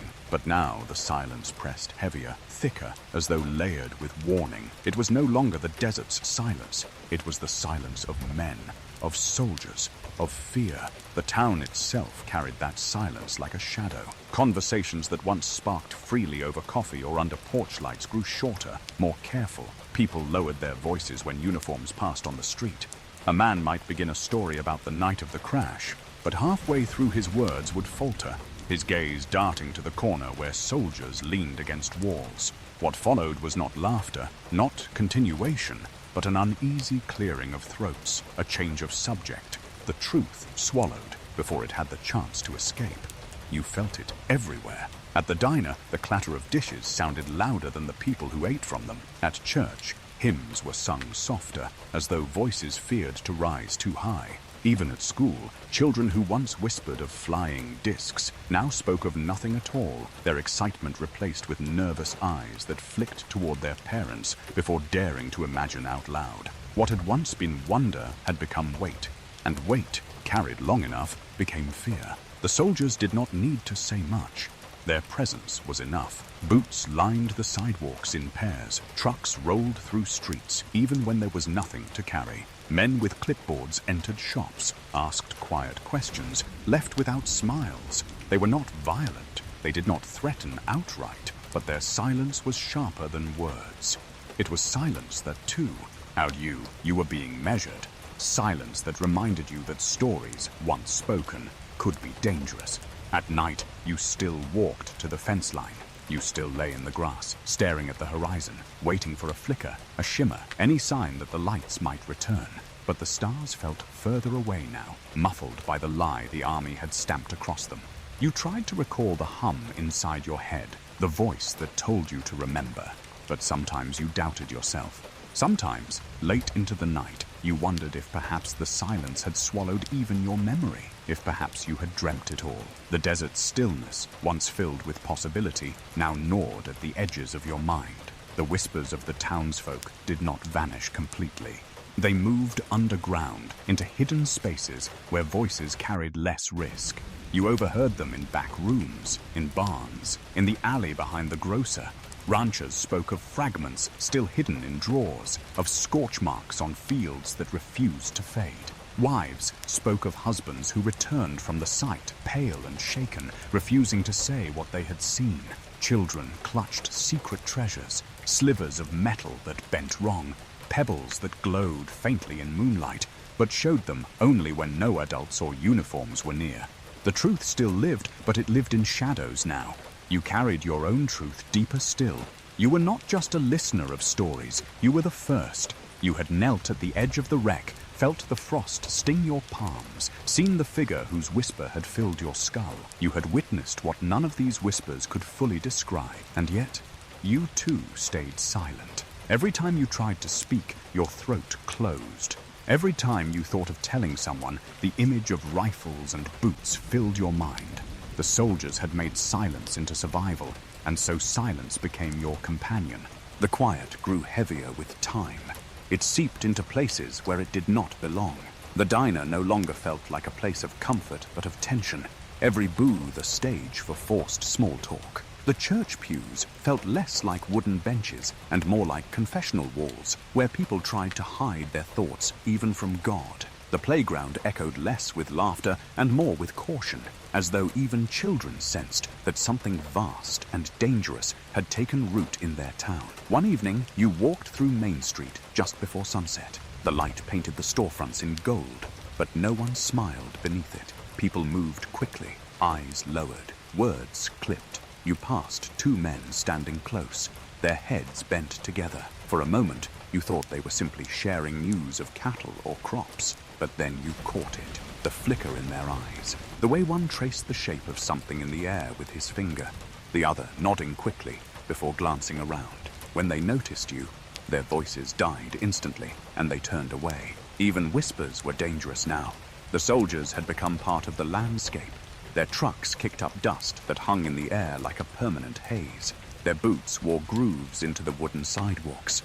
Their faces became as common as the shopkeepers and the farmers, yet never familiar. They were not part of the town, but the town had been reshaped around them, bent into silence by their gravity. At night, dreams carried the fear further. You woke often, sweating, your ears filled with the sound of engines, your mind echoing with the faint hum you once cherished, but now doubted. In those dreams, the figure from the wreck reached out to you, not in comfort, but in warning. Its voice, once gentle, trembled with urgency. Do not forget, even when they silence you. You woke with the words lodged deep inside you, but by morning they felt less like hope and more like burden. The desert itself seemed changed. Its silence had always been vast, but now it was hollow. You felt watched even when no soldiers were near. The wind carried dust that stung your eyes, and in that dust you imagined faces, uniforms, shadows that lingered at the edges of sight. The land remembered, but it remembered in whispers now, too afraid to speak its truths aloud. And yet, beneath the weight of fear, fragments of wonder still glowed. A boy in your class slipped you a folded paper once, his eyes darting nervously toward the teacher. Inside it was a crude drawing of a disc, flames trailing behind, a figure standing beneath. He said nothing, but his eyes burned with the same recognition you carried. Another night, as you walked home, an old rancher stopped you on the road, his face carved with lines of sun and time. He said only 4 words, "I saw it too." Then he walked away, leaving you with the warmth of shared truth, fleeting though it was. The quiet fear had spread everywhere, but it had also bound the people together in invisible ways. Beneath their silence, they carried the same unease, the same memory they were too afraid to speak. The army had tried to bury the truth with lies and rifles, but in doing so, it had planted it deeper, into the marrow of the town, into the soil of the desert, into the very air you breathed. You felt it most when you returned to the scar in the earth. Though the wreckage was gone, stripped and carried away, the land pulsed faintly beneath your palms. You knelt often, pressing your ear against the dirt, listening for the hum.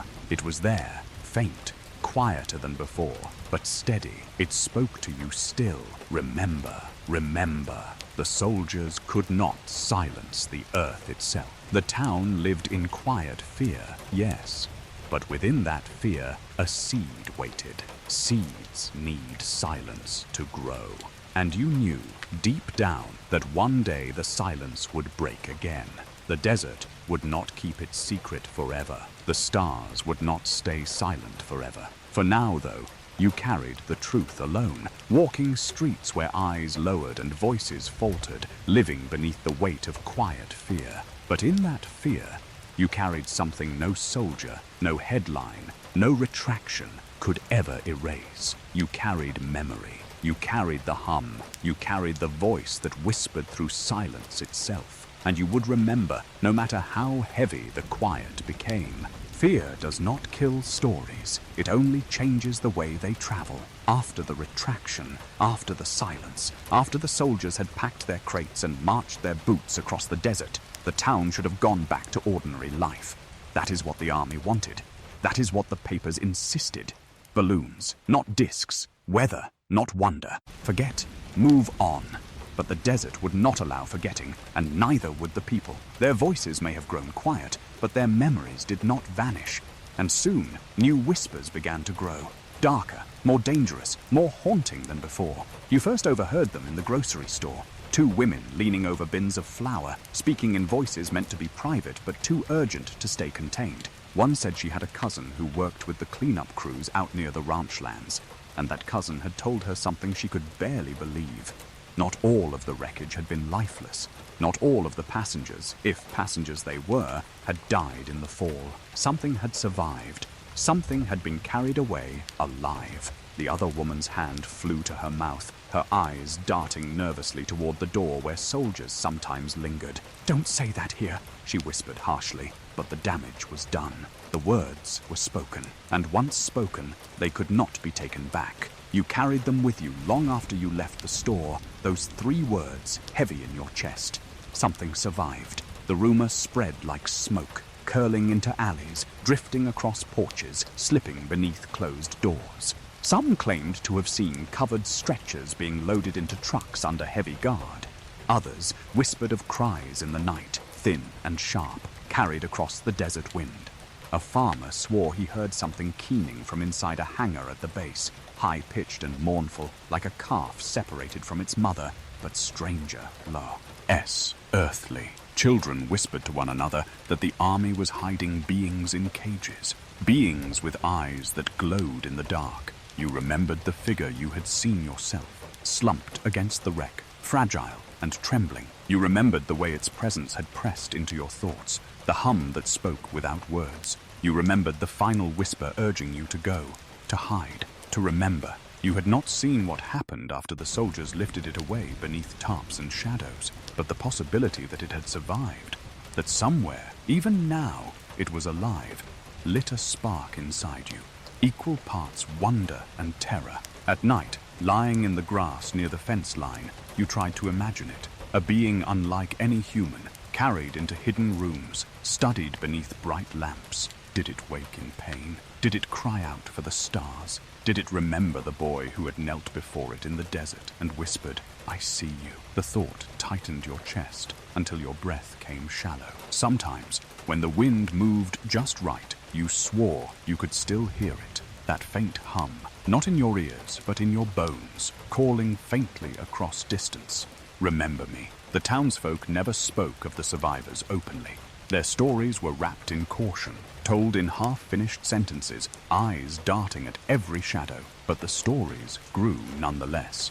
An old ranch hand muttered over whiskey that one of the beings had opened its eyes as soldiers carried it away, eyes black and endless, reflecting more than just light. A schoolteacher swore her brother had driven a supply truck past the base late at night and heard screams muffled by thick walls. And in church one Sunday, you overheard two men argue in whispers whether the army was trying to save the beings or destroy them. No one knew. No one dared to know. The soldiers remained everywhere, their silence heavier now than ever. Their boots left prints in the dust outside barns. Their trucks idled at crossroads long after midnight. Their eyes scanned faces with sharp suspicion, as if searching for someone who knew too much. Sometimes they stopped townsfolk at random, asking questions with polite tones but sharp edges. Have you seen anything unusual? Have you found anything you shouldn't have? Have you spoken with anyone about the wreck? And always the answer was no, no, nothing at all. But the whispers did not stop. One night, you dreamed again. You were back at the scar in the desert, the air thick with frost and ozone. The wreck still glowed faintly, though the soldiers had long since stripped it bare. You knelt where the figure had once lain, and in your dream it stirred, rising slowly, eyes opening at last. They were vast, not black, but filled with shifting colors, like galaxies pressed into small orbs. They looked at you, through you, into you, and a voice filled your chest, more vivid than any memory. We are not gone.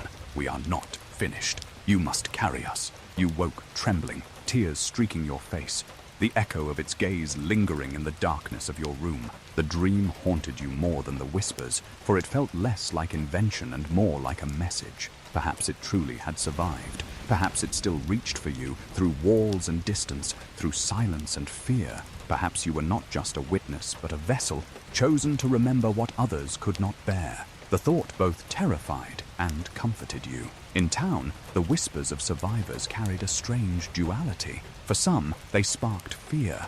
Fear that the beings would rise against them, strange invaders hidden in the shadows.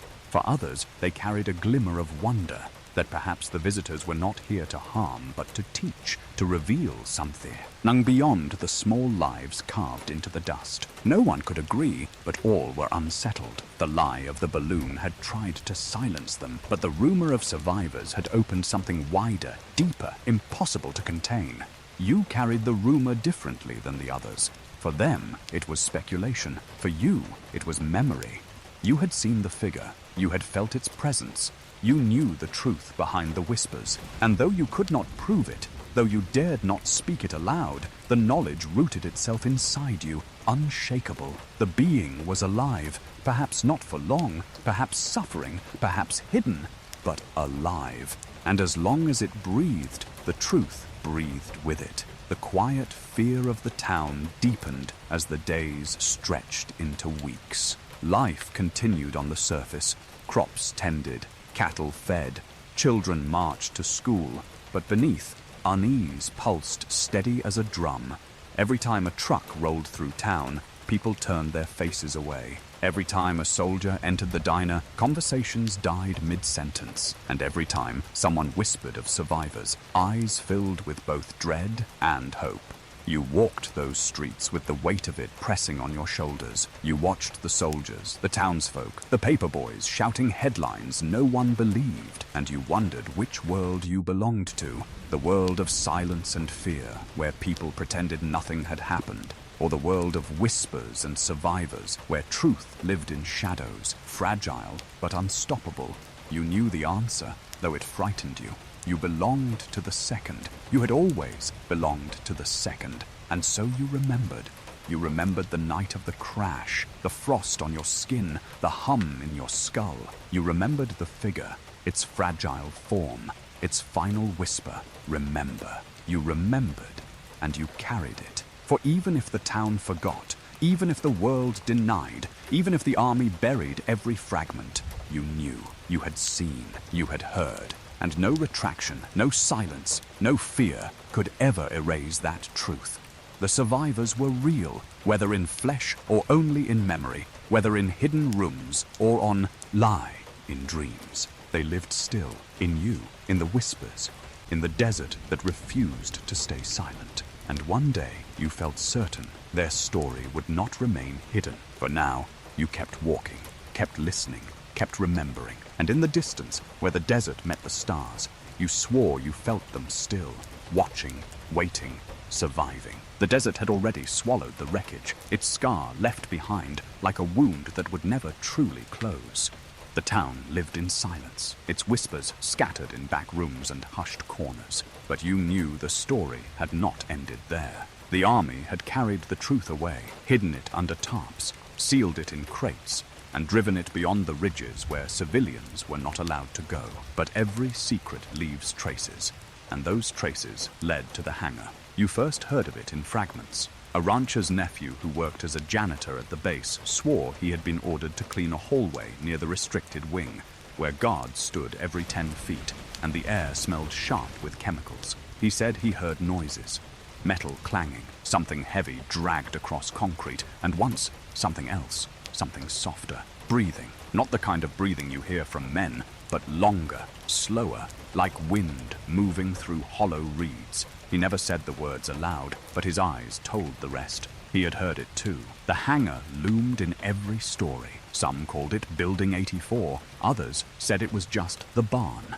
But all agreed it was where the wreckage had been taken. Men in uniform kept their distance even when stationed near it, their laughter dropping away the closer they walked. Trucks arrived under cover of night, headlights blacked out, crates unloaded beneath floodlights so bright they blinded anyone who tried to look too long. Tarps flapped in the desert wind, covering shapes that never seemed to fit the square lines of ordinary cargo. Some looked too curved, too organic, as though the desert's strange survivors had been swallowed in canvas, carried into the cavernous mouth of the hangar and locked away. You imagined it often. You pictured the great doors groaning open, the hum of machinery filling the air as men wheeled the wreckage inside. The floor, polished concrete, so old beneath boots and dripping with condensation from the sudden clash of frost and desert heat. At the center, the fragments laid out in careful rows, each one catalogued, measured, guarded. Silver panels that bent light like water, slivers of metal that refused to break, beams that hummed faintly, vibrating under touch as though alive.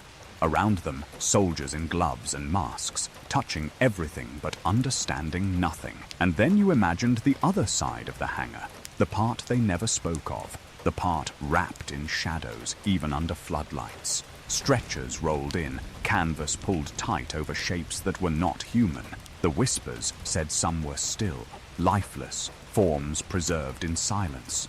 But others breathed, others stirred. The whispers said one lifted its head, only for a soldier to rush forward, pressing it down. Another twitched beneath the tarp, its chest rising shallow, defying the desert's attempt to claim it. These were not just wreckage. They were passengers, survivors, strange and fragile, but alive. The hangar became a cathedral in your mind, a place where the truth was not just hidden, but entombed. You pictured its rafters echoing with secrets too heavy to speak. You imagined scientists brought in under cover of darkness, men in lab coats, scribbling notes they would never admit to writing. You thought of high-ranking officers standing in the shadows, their faces grim, their orders whispered into telephones that reached far beyond Roswell. Every detail you built in your imagination was fed by the fragments you overheard, the scattered accounts of men and women who caught glimpses of something they were never supposed to see. At night, lying beneath the stars, you tried to imagine the survivors inside that hangar. You thought of their breathing, shallow and slow. You wondered if they dreamed. Did they see the desert again in their sleep? Did they remember the crash, the fire, the boy who whispered, "I see you"? Did they ache for the stars they had left behind, for constellations that were not yours? You imagined them lying awake in silence, their thoughts pressed against the walls of their confinement, searching for someone to listen. Sometimes you swore you could feel them, faint pulses inside your skull, the echo of that same hum you had heard before. We are here. We are not gone. The townsfolk spoke of the hangar in the same way they spoke of ghosts. At the barber shop, a man said his brother had driven near the base late one night and saw a row of guards outside the hangar, their rifles raised not outward but inward, as if they were guarding against something escaping. At the diner, a waitress whispered that her cousin had been stationed inside, and he had returned home pale, eyes hollow, lips pressed shut. He had not spoken of what he saw, not once, but every night afterward he woke screaming, his voice sharp enough to wake the neighbors. Children repeated the rumors with nervous glee. They said the beings had long fingers and skin that shimmered like silver. They said one had opened its eyes, and when it did, the soldier closest to it collapsed, unconscious, as though struck by an unseen hand. They said another had tried to speak, but its words were not words at all, only thoughts that filled the room like an invisible tide. No one could prove it, but no one could deny it either. The hangar held something, and the silence of the soldiers only confirmed it. You began to walk near the base when you could, though you kept your distance. From far off, you could see the hangar's outline, a Reet dark shape against the desert horizon. Floodlights crowned it, their beams sweeping the night sky, searching for eyes like yours. Trucks rumbled in and out, their cargo hidden, their engines heavy with secrecy. The air around the base felt different, thicker, charged. Even the stars above it seemed dimmer, as though the sky itself disapproved of what lay within. You would stand there for hours sometimes, hidden in brush, staring at the distant hangar, waiting, and though you could not see inside, you could feel it. The hum grew stronger whenever you looked. Not loud, not sharp, but steady, a rhythm beneath your heartbeat. You knew then that the survivors were real.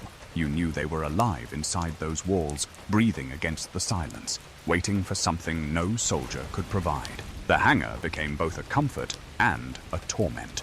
Comfort, because it meant the beings had not been destroyed, not erased, not buried. They still existed, and their existence kept the truth alive. Torment, because they were trapped, cut off from the stars, hidden in a cage of steel and fear. And you, who had once stood before one in the desert night, could do nothing to help. You carried the memory of its whisper, remember. But remembering felt too small in the face of so much silence. The desert around the base changed too. Coyotes no longer howled near its fences. Birds avoided its skies. Even the wind seemed to bend away, its voice muted. The land itself recoiled, uneasy with what it sheltered. But you went anyway, drawn by something stronger than fear. Each visit left you heavier, the hum resonating deeper, as though the beings inside were reaching outward, pressing against the walls of the hangar, searching for anyone who still listened. And you listened. Always you listened. In town, the whispers of the hangar became part of daily life. People spoke of it the way they spoke of weather. Quietly, cautiously, always watching for who might overhear. Some claimed the army was experimenting on the wreckage, trying to make weapons out of its strange materials. Others said the survivors were being questioned, though how one could question a being that spoke only in thought no one could explain. Still others whispered that the beings had already died, and the hangar now held only bodies preserved in jars, waiting for men in suits to carry them far away. No story lasted long, but each added weight to the hangar's presence until it loomed larger than any church, any school, any building in town. You did not know the truth of what happened inside those walls. Perhaps no one outside the army did, but you carried what you had seen and what you had heard, and you carried the hum that still lived inside you. That hum told you what the retraction could not erase, what the soldiers could not silence, that the beings were not gone. They were alive, they were here, and they were waiting. The hangar stood as both prison and sanctuary. Prison, because it held the survivors captive, hidden from the world that might have learned from them. Sanctuary, because it kept them from being erased completely, from vanishing into silence. Every night you stared at its silhouette. You felt the same ache. An ache for what was hidden, an ache for what was silenced, an ache for what had been taken from the desert and locked away. And yet, through all that ache, the voice remained, faint, fragile but steady, echoing in your thoughts, carrying across distance and silence alike. Remember, and so you remembered. The soldiers were heavy, but they were expected. Uniforms, boots, rifles, trucks, they belonged to the landscape of war, to the machinery of government. Their presence weighed down the town, but at least you could name them, at least you knew what they were. The men who came after could not be named so easily. They did not wear boots that pounded the dust, or helmets that caught the glare of the sun. They wore silence like skin, and their silence was sharper than any rifle. You first noticed them at the diner. Two men in dark suits sat at a corner booth, their jackets heavy despite the desert heat. They did not eat, though plates were set in front of them. They did not drink their coffee, though steam curled upward and fogged the air. They simply sat, their hands folded neatly, their eyes hidden behind dark glasses, though the room was dim. The townsfolk tried not to look, but everyone felt them. The air around them was thick, like the hush that follows a thunderclap, as though something immense had just shifted and everyone was waiting for the sound to catch up. Their silence infected the room.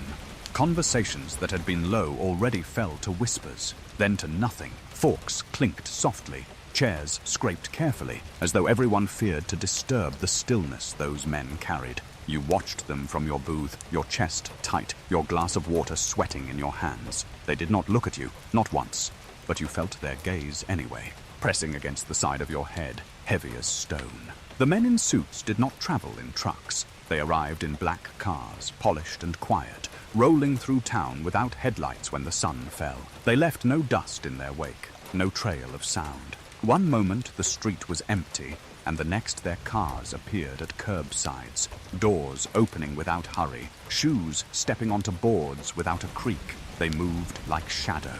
Others cast too close to the ground. They knocked on doors, but their knocks were softer than the soldiers' fists. Still, people opened quickly, fear tugging them forward. Neighbors whispered afterward of conversations held behind closed curtains. A man insisting he had seen nothing, had picked up nothing, had spoken to no one. A woman trembling as she handed over a scrap of metal she had hidden beneath her bed. A boy who swore he had never drawn the strange disc he'd shown his friend in class. The men in suits always left quietly, their footsteps light, their voices never raised. But once they left, silence took root in those houses, thick and final. You heard of one man, a rancher who had spoken too freely, telling anyone who would listen that he'd touched the wreckage, had felt its surface bend like rubber, yet slice like glass. After the men in suits visited him, he stopped talking, not just about the wreck, not just about the desert, but about everything. He no longer joined his friends at the bar. He no longer told stories on his porch. He sat in silence, his eyes distant, as though whatever had been inside him had been taken away. Another story told of a schoolteacher who had written in her journal about the crash, describing the night sky and the rumors of survivors. She had kept it locked in her desk drawer. One morning she found the drawer open, the journal gone. The men in suits never admitted to it, but everyone knew, and after that day she never mentioned the subject again. The soldiers had enforced silence with their presence. The men in suits enforced it with absence, with what they could take away, with what they could erase. People feared them more because they could not be defined. They had no insignias, no ranks, no names. They did not belong to the army, at least not visibly. They belonged to something deeper, something hidden, something that cast a shade. How longer than uniforms and trucks ever could, you saw them more than once. Sometimes at the edge of town, stepping from their cars to stand in fields, staring at the sky for long minutes before returning inside. Sometimes at the newsstand, taking papers before anyone else could read them. Sometimes walking through the base itself, their suits stark against the olive green of soldiers, their voices quiet but commanding. Wherever they appeared, soldiers deferred. That was what unsettled you most. Not their silence, but the way men with rifles stepped aside for them, lowering their eyes, obeying without question. The hangar became their cathedral. If the wreckage and the survivors were the relics, then the men in suits were the priests, guarding secrets too holy or too dangerous for ordinary eyes. Trucks still came and went. Soldiers still patrolled the fences, but it was the men in suits who walked inside the great doors, who vanished into the shadows of the hangar, who emerged hours later with their expressions unchanged. their silence heavier. People said they carried notebooks filled with sketches, that they collected every rumor as carefully as they collected fragments of metal. Whatever truth the desert had offered, they now owned it. At night, you dreamed of them too, not like you dreamed of the beings whose eyes were galaxies and whose voices were soft as wind. No, the men in suits haunted differently. In your dreams, they stood at the foot of your bed, silent and unmoving, their glasses black even in the dark. You could not see their eyes, but you knew they saw you. You woke from those dreams gasping, your heart racing, the sense of being watched clinging to your skin long after you lit the lamp. The town grew thinner under their presence, not thinner in body, but in spirit. Laughter drained from porches. Music played less often in bars. Even the church bells seemed muted, as though afraid to ring too boldly. The men in suits had not sung. I lensed the town with violence, but with the suggestion of it, with the weight of what might happen if one spoke too loudly, too freely. And that weight was heavier than any rifle. You carried your secret more carefully now. You had always guarded it, ever since the night of the crash. But now, you held it as though it were fragile glass that could shatter if noticed. You no longer lingered in groups when the subject arose. You no longer dared to nod when someone whispered of survivors. You listened, but you did not show you were listening, and still you felt their eyes. Even when the men in suits were not near, you felt them, watching, measuring, waiting. One evening, as you walked past the grocer, you caught sight of a car parked at the end of the street. Its windows were black, its engine silent. No one stepped out, no one moved inside, but you knew, you felt it.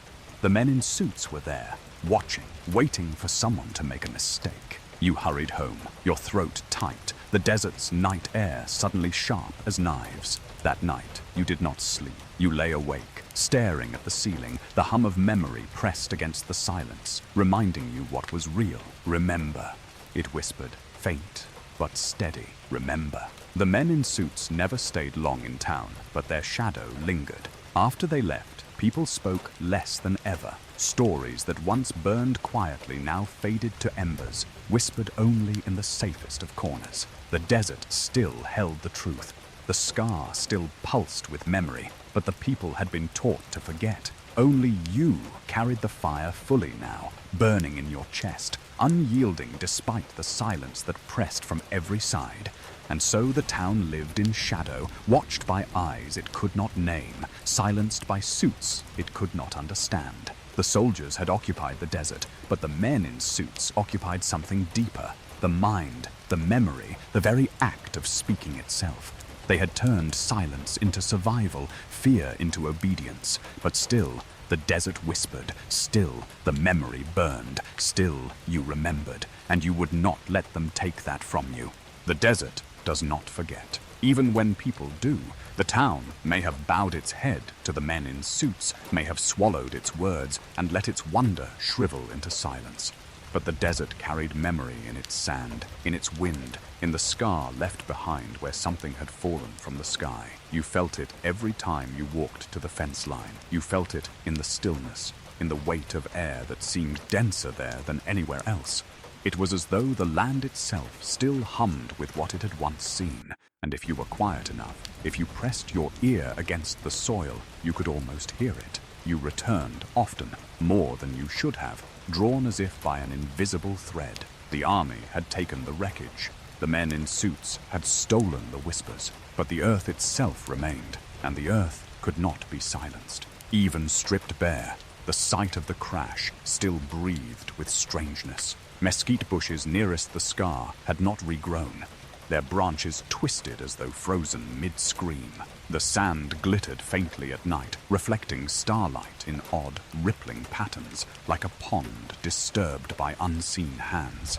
And sometimes, just at the edge of hearing, you caught the faint pulse you had once felt so strongly, a rhythm that pressed gently against your ribs, reminding you it was still there. The town avoided the desert now. People stayed closer to porches, to barns, to the streets where silence could at least be shared with others. No one wanted to drive too close to the scar. No one wanted to admit they still wondered, but you could not resist. It was more than curiosity. It was compulsion. The desert had chosen you that night, had shown you more than it had shown anyone else. You could not turn away now. And so you walked, sometimes under moonlight, sometimes under starlight, always under silence, until you reached the place where the earth still remembered. The echoes came in many forms. Sometimes it was sound, a faint vibration, a low hum that seemed to rise not from the ground, but from within you, as if the desert had decided to use your body as its instrument. Sometimes it was vision, flickers of light on the horizon that should have been planes, but moved wrong, shifted wrong, shimmered before vanishing. And sometimes it was feeling, a sudden rush of awe that left your skin tingling, your eyes wet, your chest trembling with both fear and longing. One night, lying in the grass, you closed your eyes and the echoes grew louder. You heard the crash again, the thunder without storm, the tearing of sky. You smelled ozone and frost. You saw the figure slumped against the wreck, its eyes closed, its skin glowing faintly. And then the dream shifted. The figure's eyes opened. They were vast, endless, filled with colors you could not name. They looked at you, through you, into you, and the hum became words again. We are not gone. You woke gasping, the stars above you spinning, the desert air cold against your damp skin.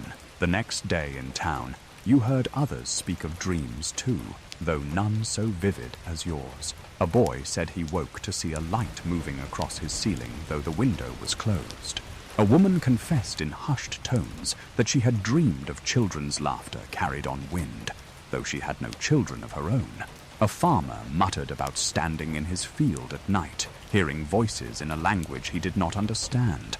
They all dismissed their own words quickly, but you knew the desert was echoing in them too, though softer, fainter. You alone seemed to hear it clearest. The men in suits had not left completely.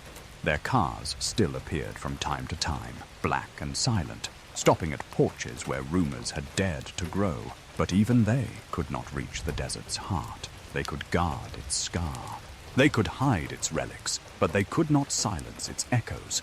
Those belonged to the land itself, to the wind, to the sky, and to you. Sometimes, walking home at night, you felt the echoes pressing closer.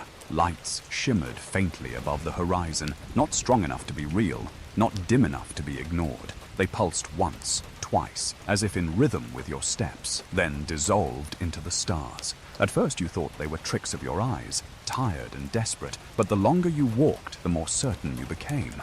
They were reminders, signals, echoes of what had fallen, refusing to be erased. The fear in town deepened with each passing week.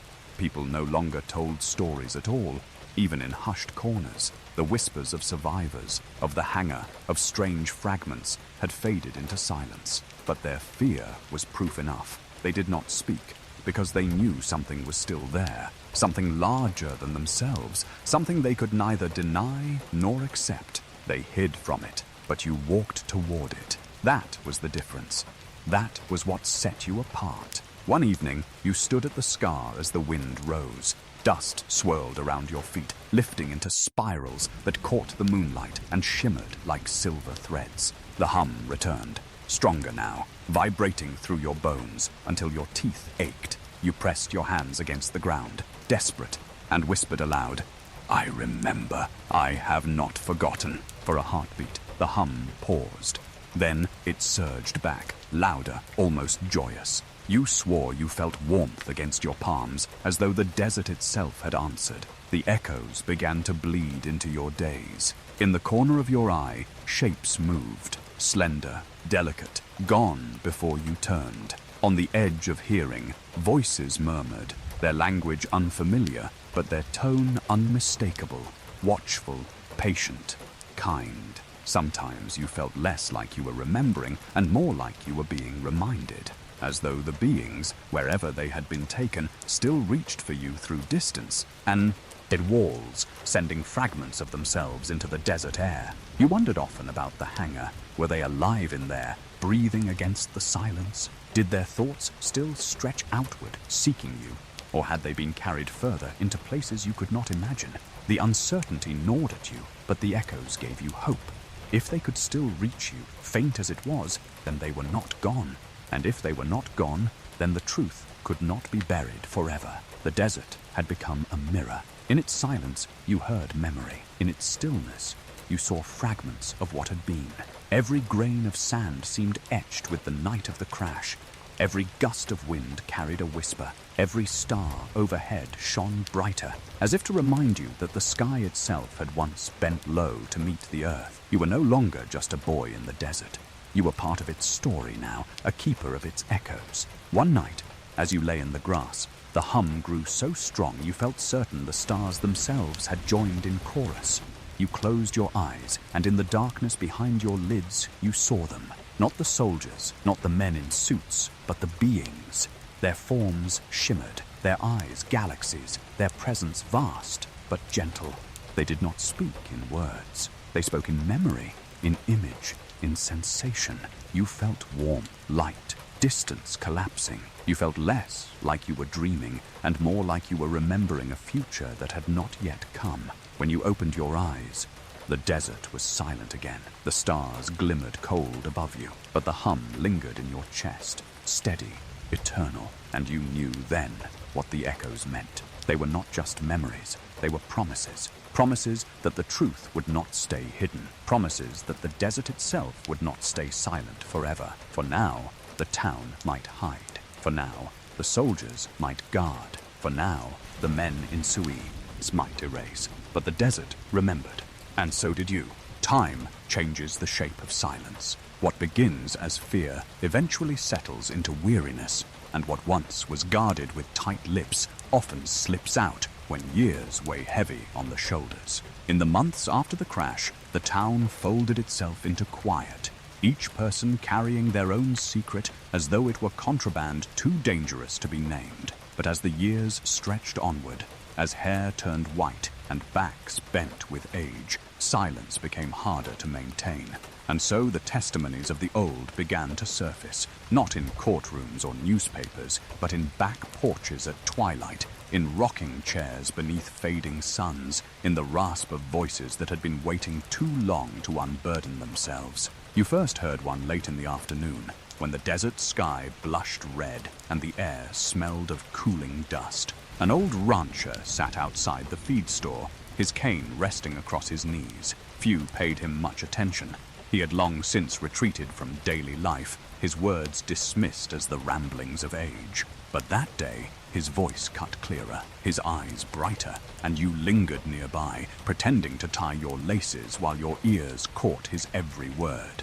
He said he had seen the lights fall, not from the corner of his vision, but directly overhead, streaking brighter than anything nature could throw. He swore he heard no explosion, only a sound like wind tearing through hollow metal. And when he rode out to the ridge the next morning, before soldiers had sealed it off, he found the ground scorched white and the air smelling like rain, though the sky had been clear for weeks. His eyes drifted toward you as he spoke, and you felt the recognition pass between you. He knew you were listening, and you knew he had carried the truth longer than most could bear. Another testimony came from a woman who rarely left her porch. She had been young then, just married, her husband working the fields when the crash shook the horizon. She said soldiers knocked on their door that very night, rifles resting against their chests, demanding to know what she had seen. She told them nothing because she had seen nothing, but she remembered their faces, hard and unreadable, their silence heavier than their questions.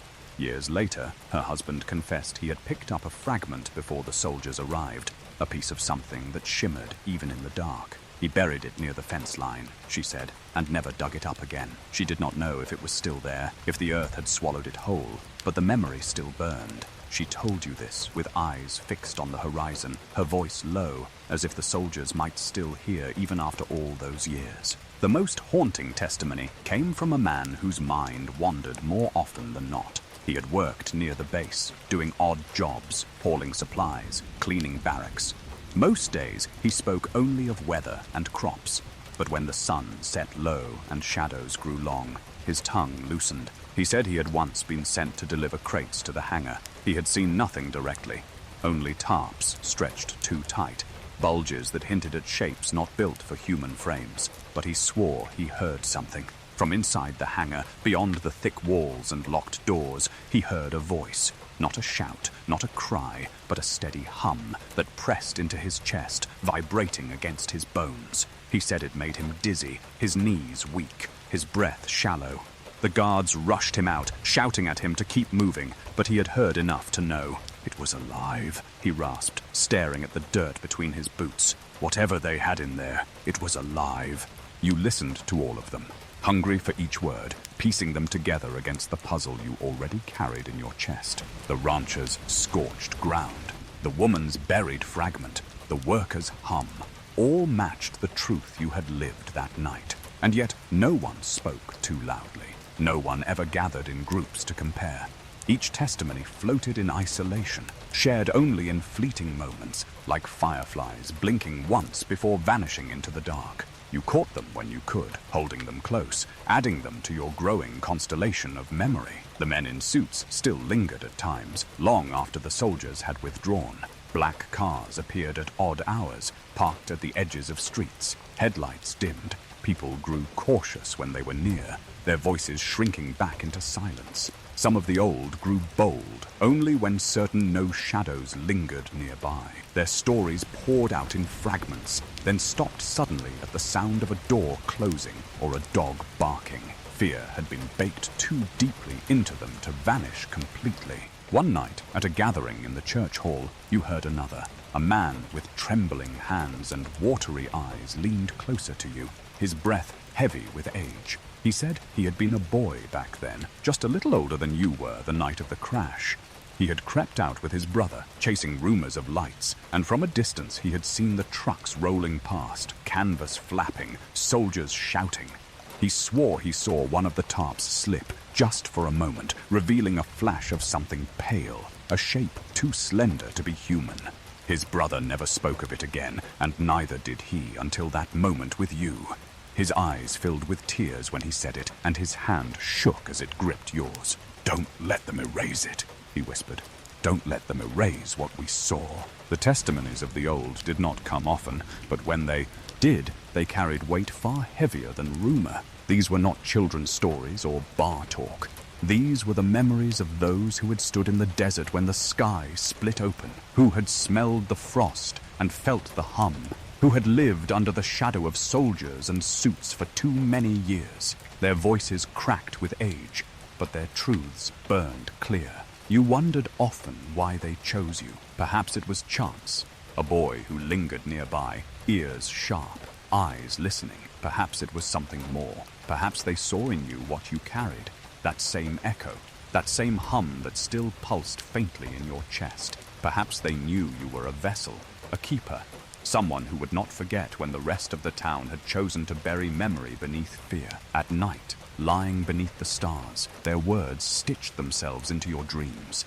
You saw scorched earth, fragments buried, hangars humming. You heard voices confessing, voices trembling, voices cracking with the weight of decades. And behind them all, you heard the steady whisper that had never left you. Remember. The desert echoed with memory, not just your own, but theirs. Every testimony was another echo, bouncing across time, carrying the truth forward even when silence tried to smother it.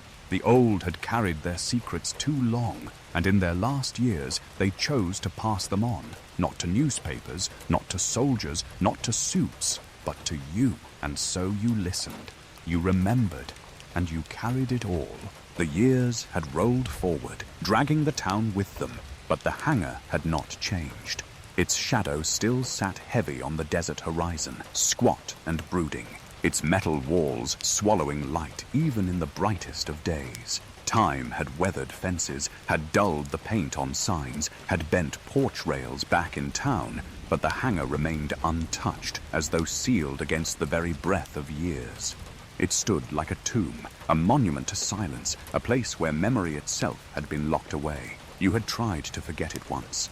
You had tried to bury the pull that dragged your thoughts back to those walls, back to the night soldiers had swarmed it, back to the rumors of survivors hidden within. But forgetting was never possible. The hum lived too deep inside you. The voices of the old had only sharpened what you already knew, that the desert remembered, and so must you. And so, one night, with the moon thin and sharp as a blade, you walked again toward the hangar. The path had grown lonelier over the years. Few dared venture close anymore. Some said the army still guarded it, even long after the uniforms had thinned in town. Others whispered it had been abandoned, its secrets carried away, its walls left to rot under the desert sun. But none could say for certain, for none had gone close enough to know. Only you, drawn by that same compulsion that had driven you to the scar so many nights, chose to walk beneath its shadow once more. The desert greeted you with its familiar silence, but it was not the silence of emptiness. It was the silence of expectation. The air felt charged as you drew nearer, the dust beneath your feet glowing faintly in the moonlight, the wind carrying a strange metallic tang. The fences around the base were still there, barbed wire strung in sagging lines, though no guards patrolled them now.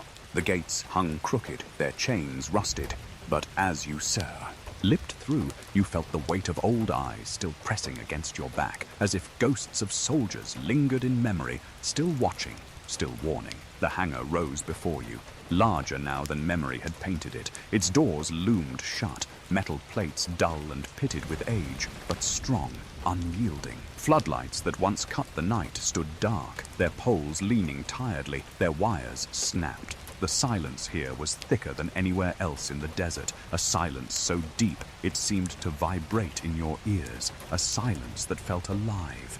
You stepped closer, your breath shallow, your heart beating louder than your footsteps, and then you felt it, the hum, faint, almost imperceptible, but there. Not in the ground this time, not in the sky, but in the air itself, pressed against your skin like static before a storm. You stopped, eyes fixed on the vast steel doors, and the hum grew stronger, resonating in your ribs, your skull, your very teeth. It was the same rhythm you had felt all those years ago, the same voice that had once whispered, "Remember."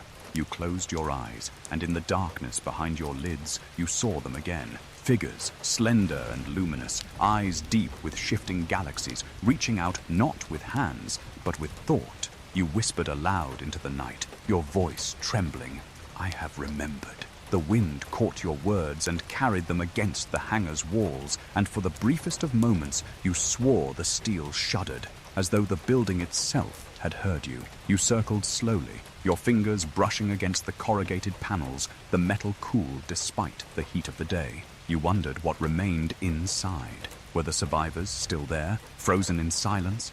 Or had they long since been carried away to darker rooms in far-off cities, their whispers buried deeper than this desert? Perhaps only fragments remained, metal that refused to bend, glass that shimmered wrong, crates of relics no one dared destroy. Whatever lay within, the hangar still breathed of it. The air itself was heavy with presence, with memory too stubborn to vanish. The testimonies of the old echoed in your ears as you walked. The rancher's scorched field, the woman's buried fragment, the janitor's hum beyond the hangar walls. Their words had always pointed back here, back to this place where silence had been forged into iron. You carried their voices with you now, every confession another key pressed into your palm. But no key could open these doors. The truth inside would remain locked, unless it chose to speak again. You pressed your ear against the steel, closing your eyes. The hum deepened, steady as a heartbeat, and with it came a rush of images. You saw stars wheeling across a sky not your own. You saw silver plains rippling beneath 3 suns. You saw cities that pulsed with light, alive not with stone or steel, but with thought itself. And then you saw the crash again, the fire, the desert scar. You saw yourself kneeling, a boy before something vast, and you felt the voice again, pressing gently into your mind. We are still here. Your breath caught, tears rising unbidden. All these years, the town had silenced itself. The soldiers had erased. The men in suits had intimidated. And still, beneath it all, the voice remained. It had not been destroyed. It had not been forgotten. It still echoed within these walls, waiting for someone who would listen. And you had listened. You had remembered. You stepped back, staring at the hangar's immovable doors. The desert wind curled around you, tugging at your clothes, carrying the faint scent of ozone once more. Above, the stars glittered in their cold silence, but you no longer felt alone beneath them. The echoes bound you to something larger, something infinite, something that no army, no government, no silence could erase. The hangar stood as it always had. Silent, secret, unyielding, but in your chest the truth pulsed steady. You realized then that the hangar was not just a prison. It was a beacon. It held the echoes not to hide them, but to preserve them, waiting for the day they would be heard again. And you, the boy who had once knelt in the desert night, were still listening. You turned at last, leaving the shadow of its walls behind, the hum fading, but never vanishing. The desert stretched before you, vast and endless, carrying the memory of what had fallen, carrying the whispers of what still remained, and as you walked back beneath the stars, the voice lingered, soft and steady, filling the silence. Remember, we are still here. Dreams had always belonged to you, but after the hangar, they no longer felt like yours alone. Sleep had once been a refuge, a place where the desert's weight lifted, where silence turned soft. But now, when your eyes closed, the silence sharpened into something vast, something alive. The hum that had haunted your waking hours seeped into your dreams, carrying you far beyond your own mind, far beyond your own body, into places that felt both strange and intimately familiar. The first dream came on the night you returned from the hangar. You had lain awake for hours, staring at the ceiling, replaying the press of steel against your ear, the thrum that vibrated through bone and blood. When at last sleep dragged you under, it was not into the soft drift of ordinary rest, but into a rush of color and sound. You found yourself standing in a desert not your own, its sand silver instead of red, its sky wide and bright with 3 suns hanging heavy. Towers rose from the horizon, not built of stone or steel, but of light itself, pulsing like living organs. Around you, figures moved, slender, luminous, their forms bending like water, their eyes vast and deep. They did not walk so much as flow, each step leaving ripples in the sand that shimmered before fading. They looked at you, and though no mouths moved, you heard them, not in sound, not in language, but in thought. You listen, you remember, you are not alone. The words filled you like breath, and for a moment you felt weightless, as though the distance between your body and theirs had vanished. You woke, gasping, your chest heaving, the echo of their voices clinging to you like dew. The room was dark, but it felt less empty. Something lingered, faint and watchful, as if a fragment of that world had followed you back. The dreams came again the next night, and the night after. Each time they carried you further. Sometimes you stewed, and among the survivors themselves, their presence calm but immense, their thoughts pressing against yours with a mixture of sadness and patience. Sometimes you saw only fragments, flashes of hands that stretched too long, of eyes that glowed like starlight, of cities suspended on rivers of light. Other times you saw darkness, fire tearing through sky, metal folding in on itself, voices crying out before silence crushed them. You woke, sweating, heart pounding, the images etched so deeply you could not dismiss them as fantasy. The town remained silent, but in your dreams, the truth grew louder. By day, you walked through streets where people lowered their voices, where newspapers still printed safe lies, where soldiers' shadows had been replaced by the quieter menace of men in suits. But by night, you walked across alien sands, stood beneath alien suns, felt the weight of eyes that were not human, but knew you nonetheless. The contrast tore at you. The world you lived in denied, erased, silenced. The world you dreamed in revealed, remembered, reached for you. Sometimes the dreams turned darker. You saw the hangar not as it stood, silent and sealed, but as it might have been inside. You saw long metal tables, bright lamps, men in gloves and masks leaning over fragile forms. You saw stretchers rolled into corners, tarps pulled back, eyes closed that had once gazed into stars. You heard voices arguing, sharp and fearful, debating what should be done with beings too strange to name. And then, Faint beneath it all, you heard the hum, trembling and weak, fighting to reach you across distance and time.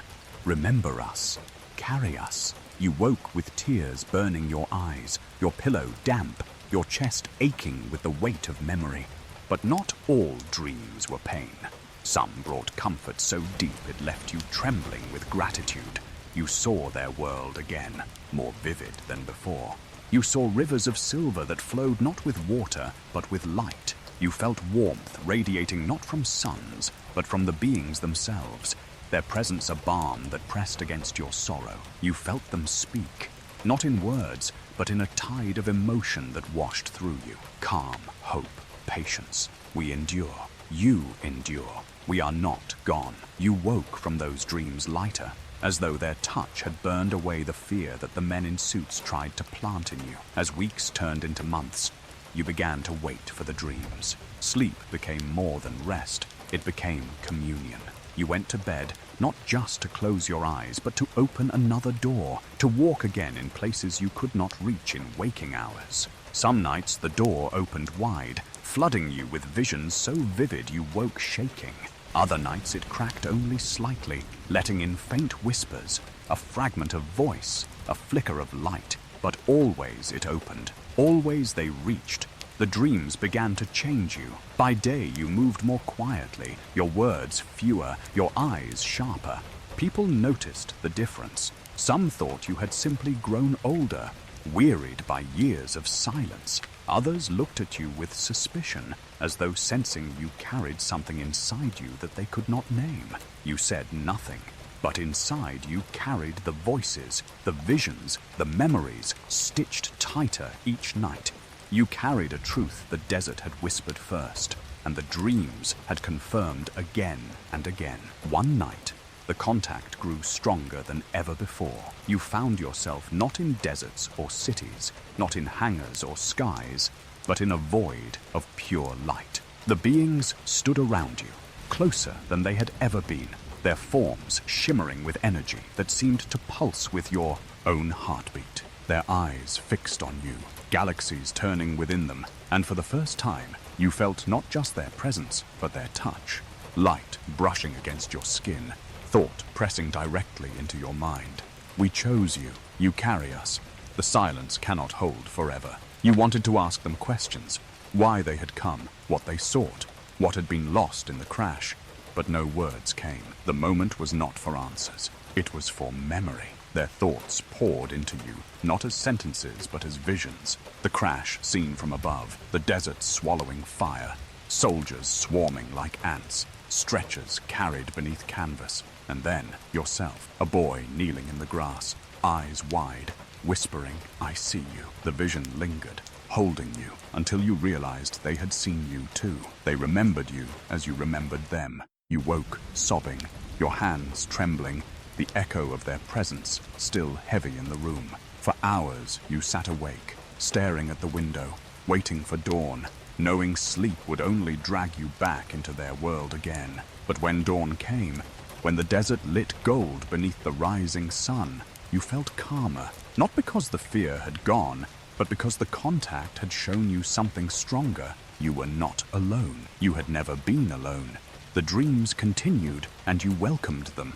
The men in suits could erase papers, they could silence witnesses, they could bury fragments in crates, but they could not step into your sleep. They could not touch the place where the beings still reached for you. In dreams, their walls had no power. In dreams, the hangar opened, the desert breathed, the sky revealed itself again, and so, night after night, you closed your eyes and waited for the hum. You let it pull you across the distance, across the silence, into the vastness where contact lived. You let their presence fill you, steady you, remind you. And each time, as the dream dissolved and morning returned, one word always lingered, steady as heartbeat, soft as breath, remember, and you did. Silence can outlive generations. It can root itself so deeply in a place that even children born long after the event carry its weight without knowing why. In Roswell, silence became more than a habit. It became heritage. The men in suits had left. their black cars no longer prowling the edges of streets, their dark glasses no longer catching the desert sun. The soldiers had faded too, their boots no longer carving grooves into the sidewalks, their trucks no longer scattering dust through Main Street. But the silence they had planted remained, stretching across years, passed from father to son, from mother to daughter, like a secret heirloom too fragile to speak aloud. You felt it in every conversation that ended too quickly, in every pause that lingered too long. The townsfolk had learned to wrap their words tightly, to carry memory like contraband smuggled in their chests. Even when they no longer whispered of flying discs, even when they pretended not to remember the crash at all, the silence hung over them like an invisible roof. It shaped the way they looked at the desert, warily, reverently, as if it were a cathedral filled with dangerous scripture. It shaped the way they looked at the stars, too, less like distant lights, more like eyes that had once turned their gaze on Roswell and might do so again.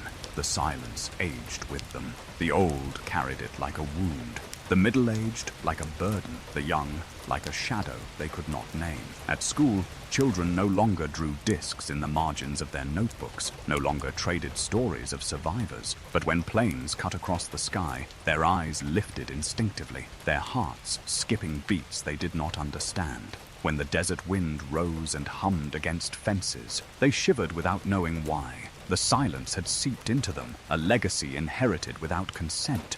You bore it more heavily than most. For why? Oh, silence was not just inheritance. It was choice.